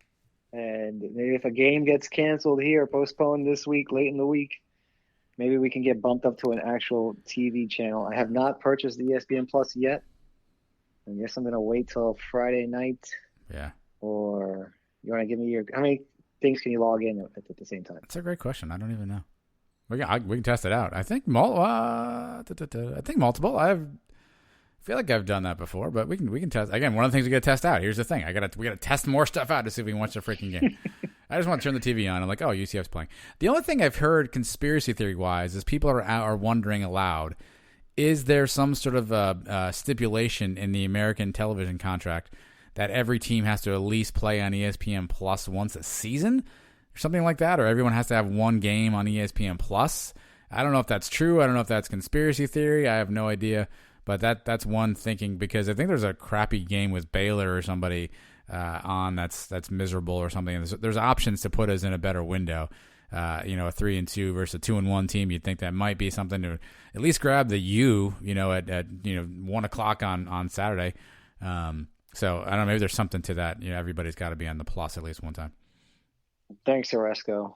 Yeah, but you would think this would not be the least attractive game we have left on our schedule. I'd have thought Tulane. I don't know why the Tulane game wasn't on plus, if we're going to be fair. I mean, we're coming off a bleep show the last 2 weeks prior to that. I'm not sure why that wouldn't have been on plus, but what the hell do I know? All right, here's my last one for you, Mike. There are still a lot of moving parts with this, so don't get excited too much just yet. A lot of things have to be ironed out, Mike. But if we get it pulled off Wednesday night, 8:30 live, without giving away too many details, can you tell the people in one word how cool the thing that we're working on for a live show on Wednesday will be if we get it pulled off? Ooh, how cool it's going to be. It's going to I can't tell anything. I can't say any. I can't mention one name. I can't give any kind of hints. Huh? You can give some hints. Well, this will be out Tuesday-ish. By then we should know. Really what I'm concerned about is other people stealing the idea. That's really where I'm concerned. I mean, because I think it's an idea. It's not original. I think other people will recognize this as happening. But I think that what we're trying to pull off, I think, will be different than anyone else will see. So if you had one word to describe sort of what they're going to see, if it all works out, what do you want to go? Oh, historic. How's that? Oh, I see. I was going to go with once in a lifetime. Yeah. This is a historic moment in UCF sports, and now UCF podcast history. To have something like this done, it's going to be super cool. By the time everybody's listening to this, we may have already announced who it's going to be. I don't know. You don't want to let the cat out of the bag yet. Maybe Wednesday morning we'll tease it more. Yeah, here's what you're going to have to do, everybody. Follow us on Twitter or Facebook or I guess Instagram, but I don't really post it very much. And as soon as we feel comfortable locking this thing in, we may even just tell you to tune in. Here's what I'm going to tell you. At Wednesday night at 8:30, the plan is Mike and I are going to be live. We're going to do a live video type podcast situation. We're going to have some special guests that right now are scheduled to join us. The challenge with schedules is obviously people's life change, things happen. Some of these guys have got other responsibilities. So we have a multi-guest lineup in order, and it's going to be something that I don't think you've ever seen before. How's that? Right. Yeah, I don't want to give away anything else, but it's going to be awesome. If you have enjoyed watching our faces on this pregame show, and you've seen that we're being able to pull off some pretty cool guests for that thing, just think this is that on steroids. What we're about to do on Wednesday, it's going to be awesome when we pull it off. Which I have full confidence that we will pull it off. We've got a couple confirmations already, and I have no reason to believe that we won't. We'll have something. We have, and let's call it good, better, best. We have the best of the best. If we could get this, it would be the top of the top. But we've got some other, plan B, plan C, some other things that are in the works type stuff. So there will be something. But it could be really, really cool. One of the things we try to do around here is give you something that you don't get anywhere else, and I can promise you this is a unique experience that you will not get anywhere else, Mike. Let's do this really quickly, too, by the way. We got a few more minutes later. Let's sneak in some audience questions, Mike. I put out there on Twitter, of course, what questions people have for us. I'll kind of go through these quickly, and let's see if we can rifle through some of these. Our first one came from Chris Brogan. He wants to know, where's Trey Nixon? I think Josh Heupel also wants to know where Trey Nixon is, because every week he's asked at the press conference, and he always says he has no update on that. So my suspicion is Trey Nixon is continuing to rehab his injury. And I don't know, Mike. Do we see Trey Nixon again in a UCF uniform? I sure hope so. When he first got hurt, we said broken collarbone, he may be out until November. We were looking at maybe the Temple game, maybe for the last couple games with Cincinnati and the Cows, and we were hoping for a conference championship game if he could come back for those last 3-4 games. Now with the conference championship game maybe out of reach, maybe he doesn't push it as hard to come back, but you got to figure he does want to come back, or he does have this extra year now where he just says, we'll pack it in for a year and then come back strong in 2021. That's a possibility. I think he will come back. If he can come back, and even if it's just for a game or two, I think he will do it. Alex Bitter 11 wants to know, who knew field goal kicking was so hard? Well, a lot of us knew that, I think. I don't think any of us ever claimed that it was super easy to kick field goals, especially in pressure situations, game on the line. I never thought that was easy. You gotta be cold-blooded. Certain type of people can do it. Some people can't. I think some of us think that kicking extra points is easy, even though I bet you 9 out of 10 of us couldn't do that either. You still got to kick it at a certain angle to get it high enough over the line. And it looks easy. Let's put it that way. It looks like one of the easiest things to do on a football field, but I don't think it's that easy. But to be fair, it's something he practices to do every single day. You know what I mean? Like, if you practice something every single day for the next 5 years, you should be pretty decent at it, right? I don't know. Here's Longwood Knight, or at Knight Longwood. Whose season do you hope we ruin now that our 2020 has not planned out the way we wanted to? Cincinnati. Cincinnati. That is the biggest game left on the schedule. Now I'm kind of hoping, even if, we're not going to make the conference championship game, I hope they stay undefeated until they come down here and they're a top 5 team, maybe even with a couple of losses in front of them. They tease them with that number 4 spot, which they will take away from them once the conference championship games get played and they put 2 SEC teams in. But at least get them up there close enough where they can sniff the playoff. And we just, ruin everything for them. Luke Fickell and all those guys, the way they beat us last year has left a sour taste in my mouth. I want revenge. And that would make it a nice ending to the season, beating them and then destroying the Cows the following week. Yeah, I'm all in on that, too. What's annoying, too, is there's a lot of chatter. All of a sudden, like, group of 5 teams or small programs are getting a lot of, like, oh, this could be a shot in the playoff type thing. Like, where the hell was that in 2017 to 2018? Right? Everyone's excited. Cincinnati's at 7. Everybody loves Coastal Carolina. Because they're having a good season so far. When we were there, it was like, oh, UCF doesn't belong. They shouldn't be here. I don't know where or why things have flipped, but it's really annoying that we decided in 2020 that we have that energy, and we didn't want to do that kind of stuff for us in 2017. But I digress. Our good buddy cost seg advisor James Reed, who do you think is the next breakout receiver? He lists here O'Keefe, Creedle, Amari Johnson, Kevon Ahmad, Menard, Baker, Sams, and Deontay Marks. Of that trio, Mike, obviously I think there's probably 3 that are probably above others. But anyway, of those individuals, who do you think is the next breakout receiver? I mean, I think right now the knee-jerk reaction has got to be O'Keefe, just based on that play in Memphis the other day. We saw, as freshmen, Gabe Davis break a long play like that against SMU, remember? And I think Traquan did something similar as a freshman. So when you see somebody do that early in their career, it kind of sets the tone. Now O'Keefe has that under his belt. If he can have another big play like that, but Stretch Cradles was everybody's favorite coming into the season.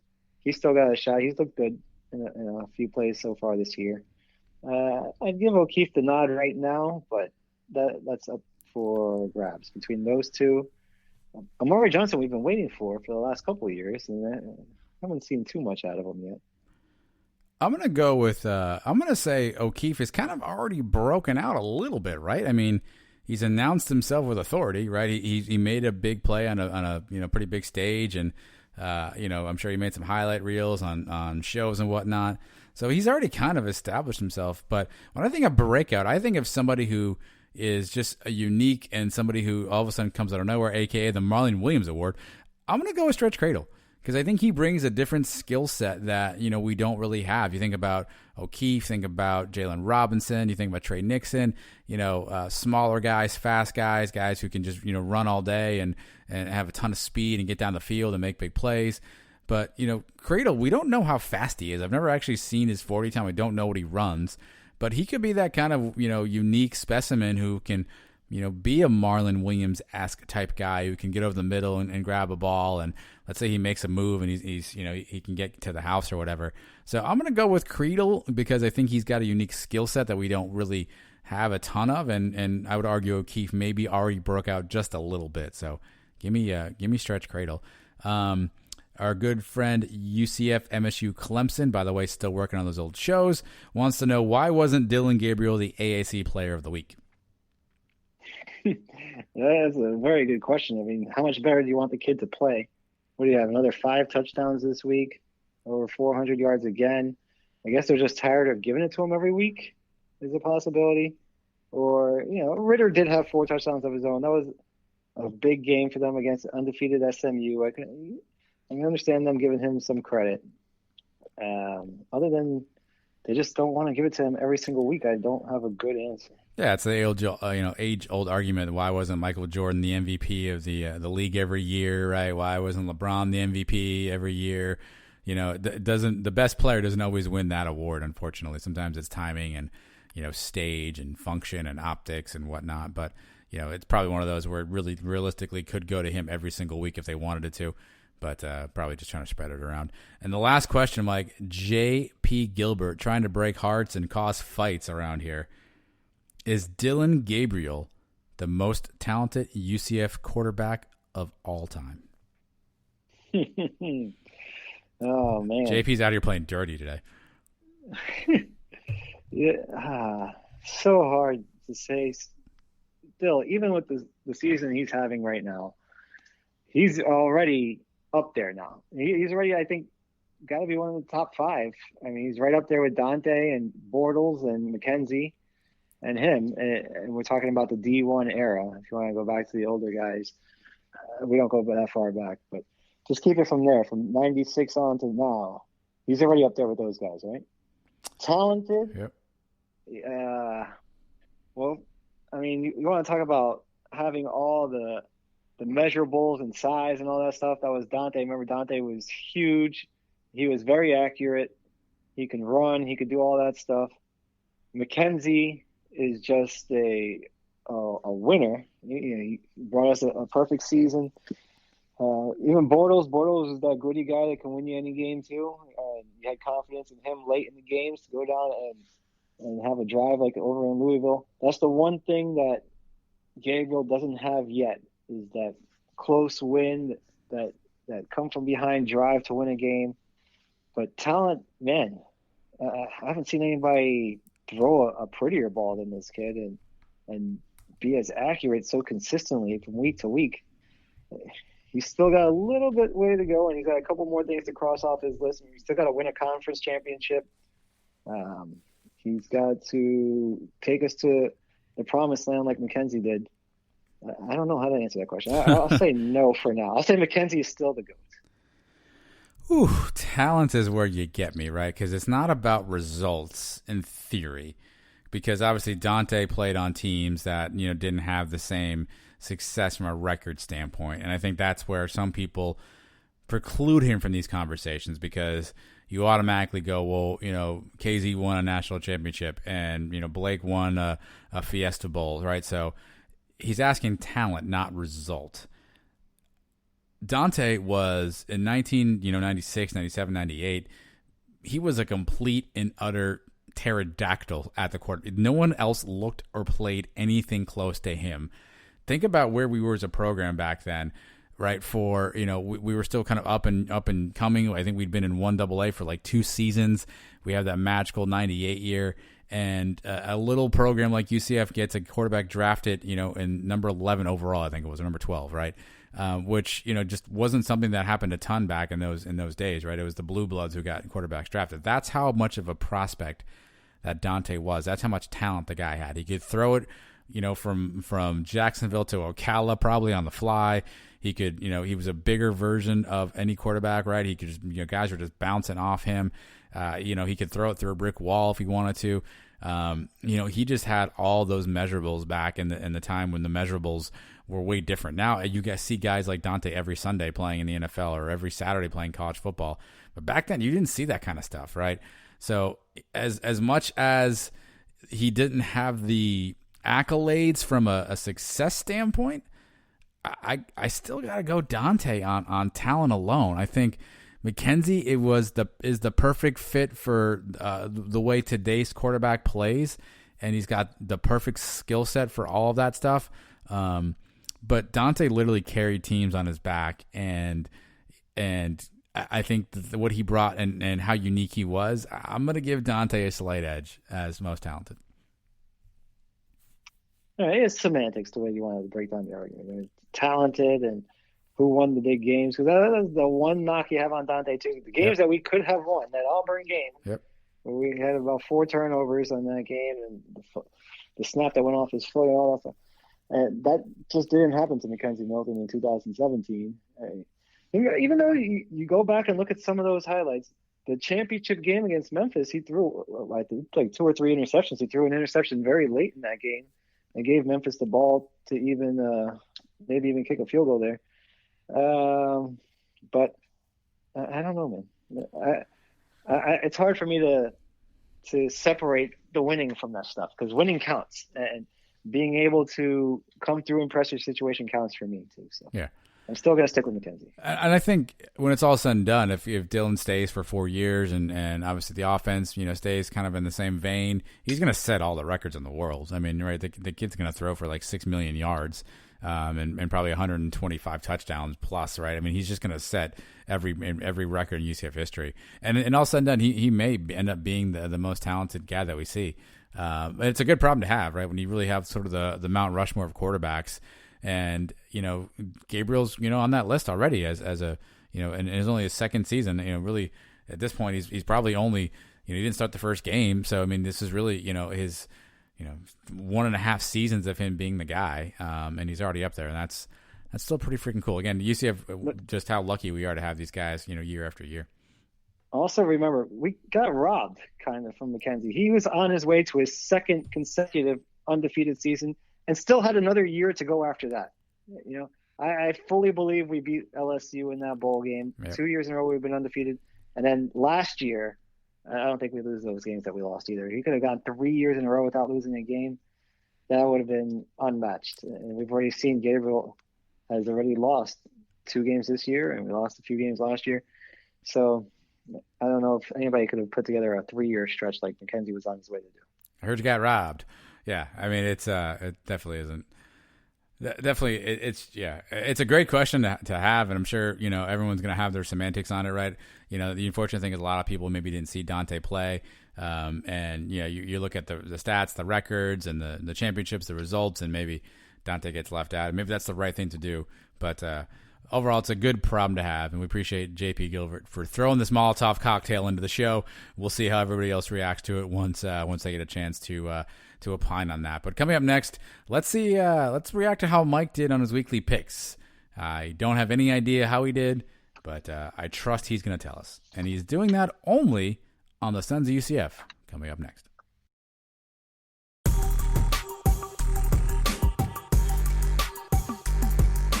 Mike versus everybody. All right, it's time to pick it. And Mike picks it every week. He picks games that have something to do with the American Conference, something to do with UCF loosely. And he's been on a pretty good streak of late.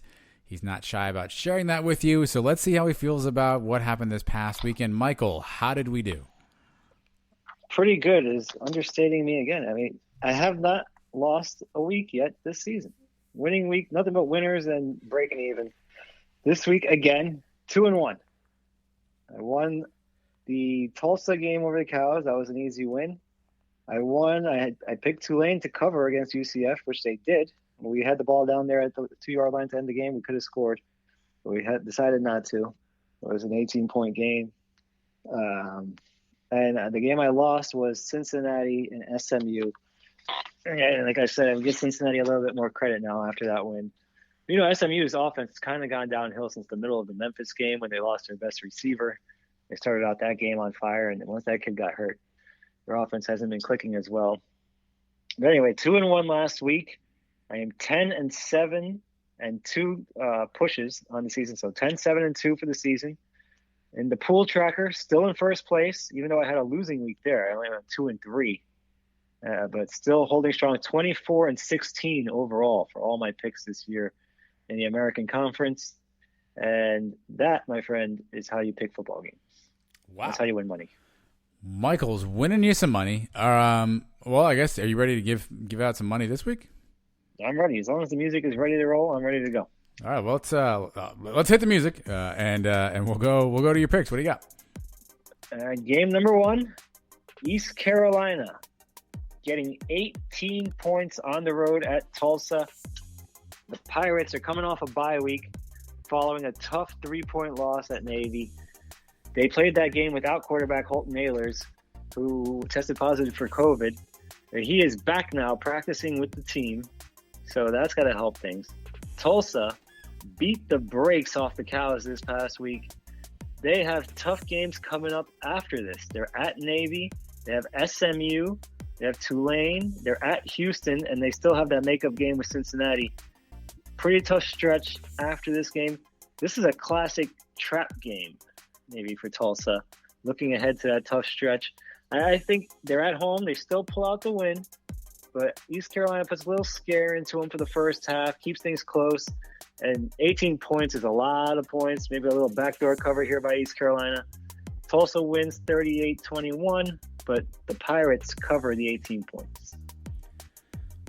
Any chance? I mean, God, is this a game that we need? We want Tulsa to lose, right? I mean, we need to steal one of these games for a Tulsa loss, right?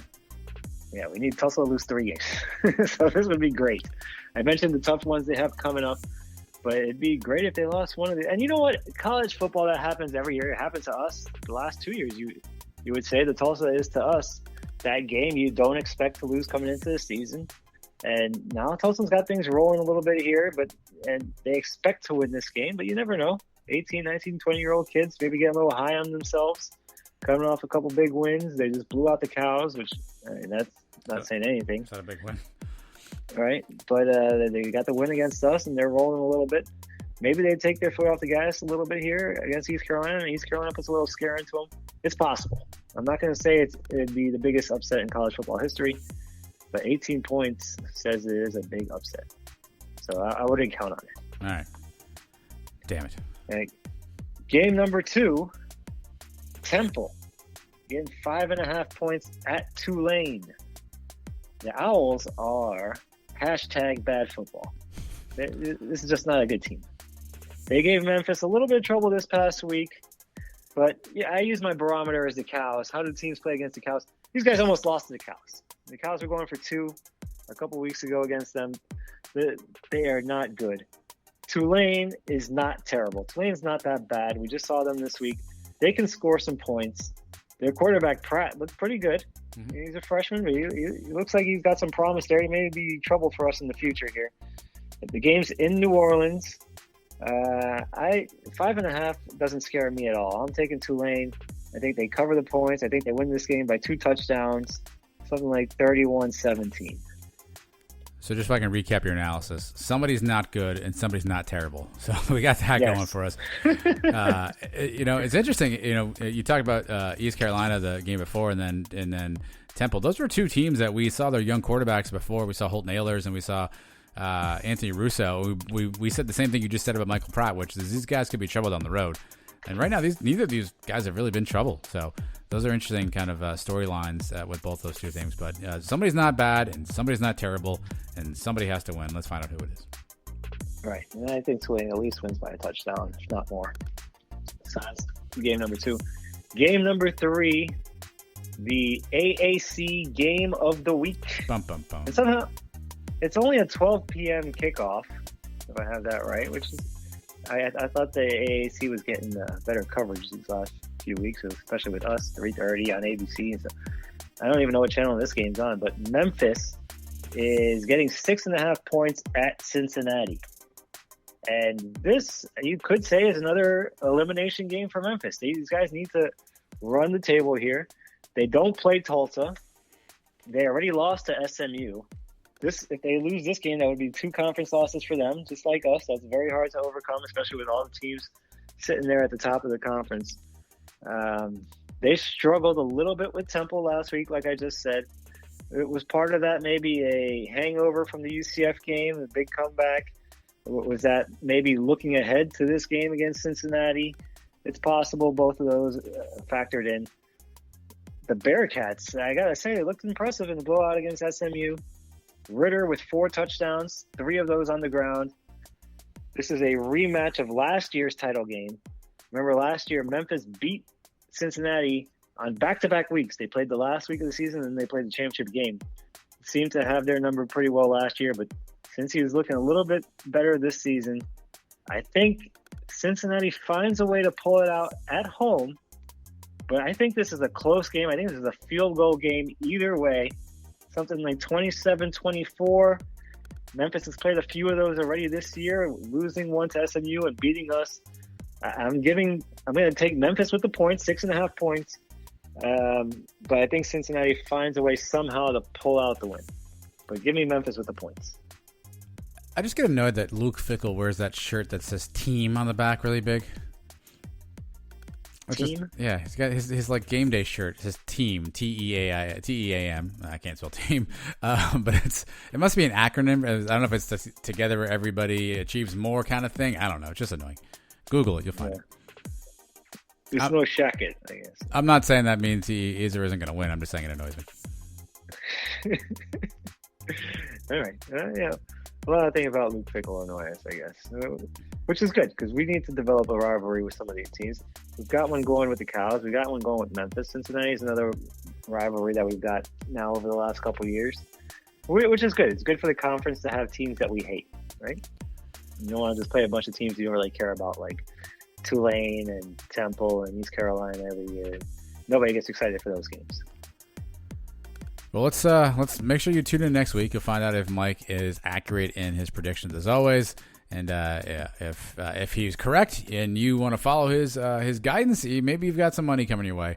If not, don't blame me. If he doesn't, maybe he can be a part of the next segment. It's Cow of the Week, and it's coming up next, only on the Sons of UCF. Don't you move. I'm Jeff Allen. Join me each week for unique yet common sense opinions on sports on the Jeff Allen Sports Talk Podcast. We will break down the sports world minus the hot takes with prominent guests and my stable of sports guys. It's sports conversation the way it should be. Search Jeff Allen Sports Talk wherever you get your podcasts or go to JeffAllenSportsTalk.com.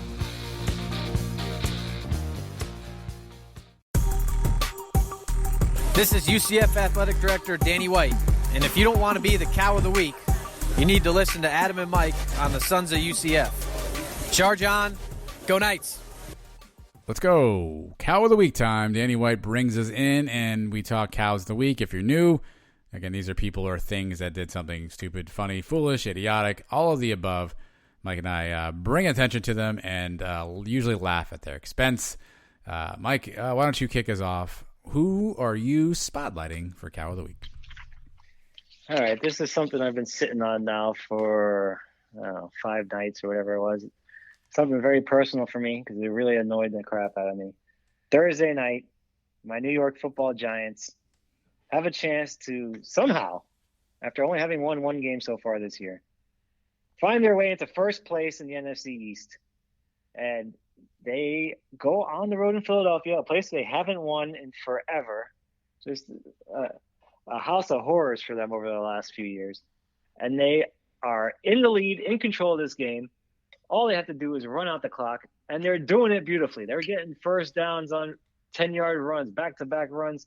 All they need is one more first down, kill out this clock. 3rd and 7, Daniel Jones throws a beautiful pass to our buddy Evan Ingram, who lets it go right through his hands. And, of course, Philadelphia gets the ball, goes right down the field, touchdown. Giants lose. And just a microcosm of the whole season now for the Giants. Play like that, it's horrible. Then you got the Daniel Jones tripping on the 5-yard line after he ran 90 yards down the field. It's an embarrassment now, the way the Giants have been playing football this year. And they could have been in first place, like I said. I think I may make this whole division the cow of the week. Your Cowboys, what the heck has happened to them? They lost to the freaking Redskins. Ben DiNucci, yikes. I mean, the freaking Eagles are going to win this division. I think they're going to go 6 wins. 6-9-1 they're going to finish, and they're going to win the freaking division. Yeah. It's terrible. Maybe not even 6. Yeah, it's terrible. It's god-awful. Yeah, the the Washington football team, I mean, they don't even know who their quarterback is. They have Kyle Allen in there now. I mean, they didn't play great against the Cowboys. The Cowboys are just that bad. Andy Dalton got his head knocked off, and nobody in the Cowboys even reacted. They're all just like, "Oh, like they're all just standing there looking at him. Like no one went to try to shove the guy or anything like that. I mean, it's just a fiasco. It's the worst division in the history of the NFL. The once proud NFC East, the division that I believe has won more Super Bowls than any other division in football. The Giants have won 4. The Cowboys have won 5. The Redskins have won 3, I believe, 3 or 4. Even the Eagles finally got off their stand a couple years ago with 1. Proud NFC East battles used to be the thing in the football in the 80s, the 90s. And now they're a freaking laughingstock, all 4 teams. The Giants win one more game. They're back in first. They're in the hunt. We're back. They post these playoff things. You're going to start seeing it. The division leaders and the wild card. And then they always have that category, in the hunt. Well, the Giants will be one of the teams in the hunt with 1 win, 2 wins. They're right in this thing. And they've let the last 2 games slip right through their hands, literally, in Philadelphia. And then the game against the Cowboys, they could have won that one, too. They could be in command of the division with 3 wins. But Here's the other thing. One of these teams is going to host a playoff game. That's the problem, right? Because they're going to be the division winner. Someone I was listening to a radio show. I forget who it was, and they were coming with ideas. And the 2 ideas they had were if you're not over 500, you cannot host your playoff game if you win your conference. So you have to be over 500 to host a playoff game. If not, it goes to the wild card team, assuming they have a better record than you. And then B, the more aggressive one is if you're not over 500, you don't win your playoff spot. So if you win your division but you are under 500, you forfeit that spot to the next highest, the team with the next highest record.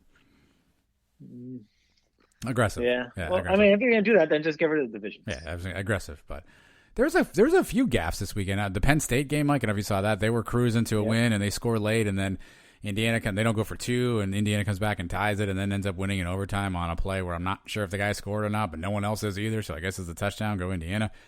And the Falcons game against the Lions, Todd Gurley tries to not score, but falls down at the goal line, ends up scoring, and Detroit comes all the way back and wins. So a lot of mental gaffes this past weekend around situation and time and clock and all that good stuff.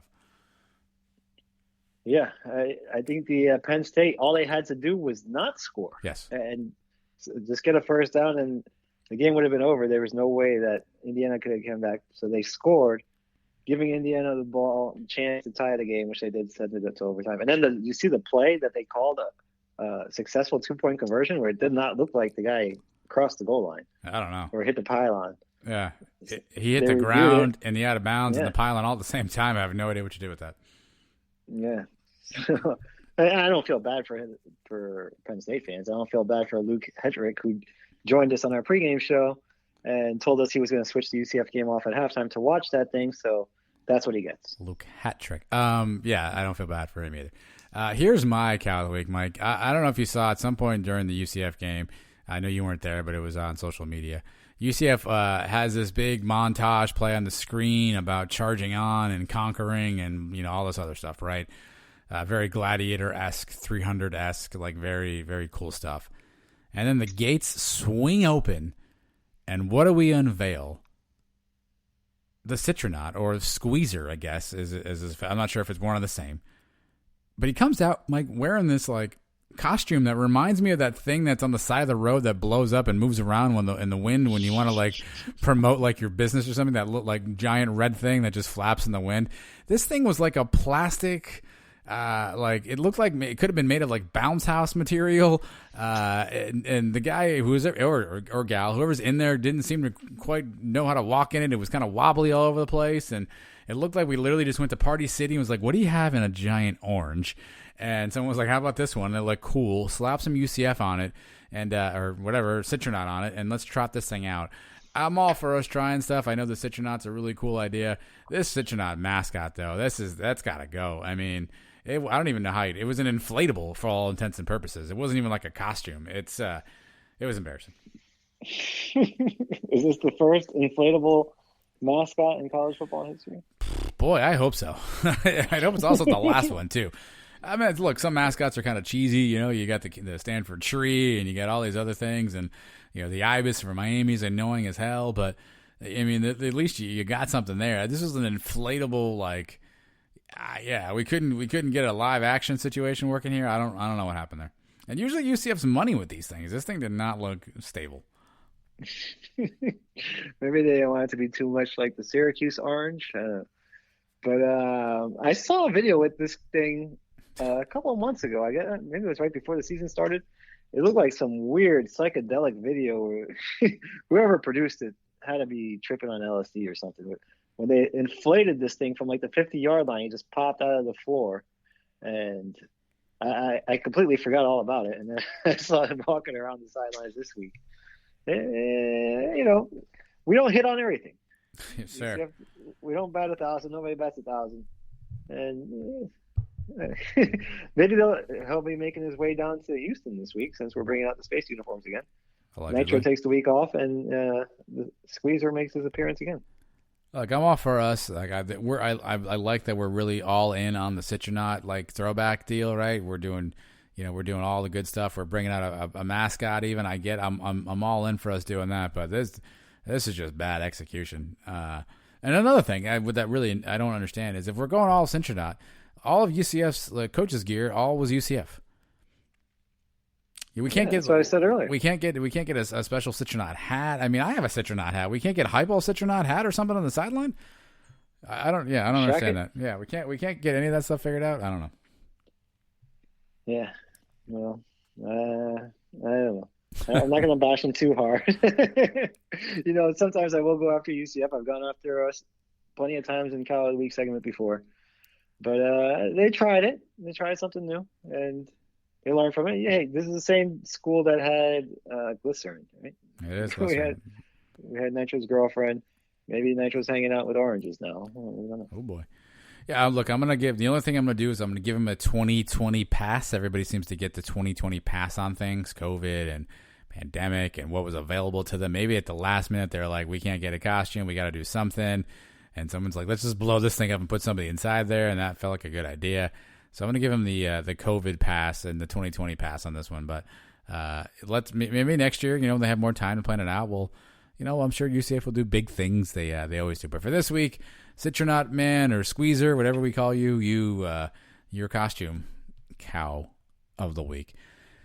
So are you telling me that the Citronaut is not our special guest for Wednesday night? I'm not telling you that. I can't confirm or deny. I actually have no idea who was in that inflatable, so I don't even know. It's very possible that one of the people on the show on Wednesday night may have been in that costume. I mean, as far as I know, they were all available. Cannot confirm nor deny. Because one of them had the day off, I know that, and the other one would not have been, would have also had the day off, which wouldn't have had any responsibilities. And the third probably wouldn't be May not have the dexterity you're looking for in the costume, but I think he also was available. So. Yeah, so it's possible. We'll ask him on Wednesday when we talk to you. We will ask him on Wednesday. Were you inside the costume? Does anyone confirm that you were not in the Citronaut costume on Saturday? But it's another great reminder as we kind of wrap things up around here. Again, something special coming Wednesday night, 8:30. We will make a live link available. So if you're listening to us here on Tuesday or Wednesday morning, nothing else is on TV on Wednesday night anyway. If you're a big UCF Game fan, 7 of the World Series. are they playing Possible. that? I mean, come on. What happened, by the way? How come we can't throw home anymore?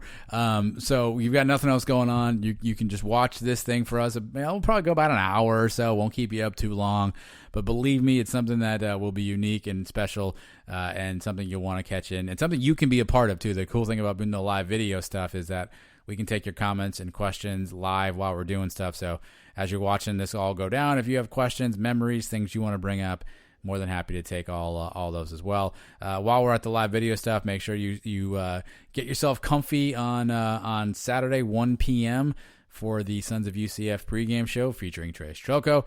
We will be back on the air 1 p.m. Twitter, Facebook, and YouTube. Get you all set up for the Houston kickoff. So you're going to want to check that out as well. I think that's all the stuff I got to plug here, Mike. Buy a screen skin, why not? While you're there, and make sure you download, subscribe, and rate our podcast. A lot of you have been asking about old shows. Working on that. Sit tight. Let's get through the football season here first. And we'll worry about the past when we get an opportunity. But those are all the things we have to plug, I think. Did I miss anything, Mike? I think you got it all covered. All right. Pre-game show, and then, of course, this special on Wednesday. We broke out what we called a partly sunny episode when we had Mike Golick on. That was a midweek surprise for everybody. This is going to be even cooler than that. It's a very UCF-specific show. You guys are going to love it. So I'm really looking forward to Wednesday. All right, well then we're gonna end this thing now because we got a lot of stuff to do between now and Wednesday night. So thanks for listening. Thanks for your support. Thanks for tuning in on pregame stuff. Thanks for giving us a chance to entertain you for a couple hours each week. Talk UCF. We're back on winning ways. Hopefully we can continue that on Halloween in Houston. Obviously, we'll be there before the game, and we'll be there next week to break it all down for you. So, Sons of UCF, we always have you covered. We will talk to you all again very, very soon. Go Knights. Charge on.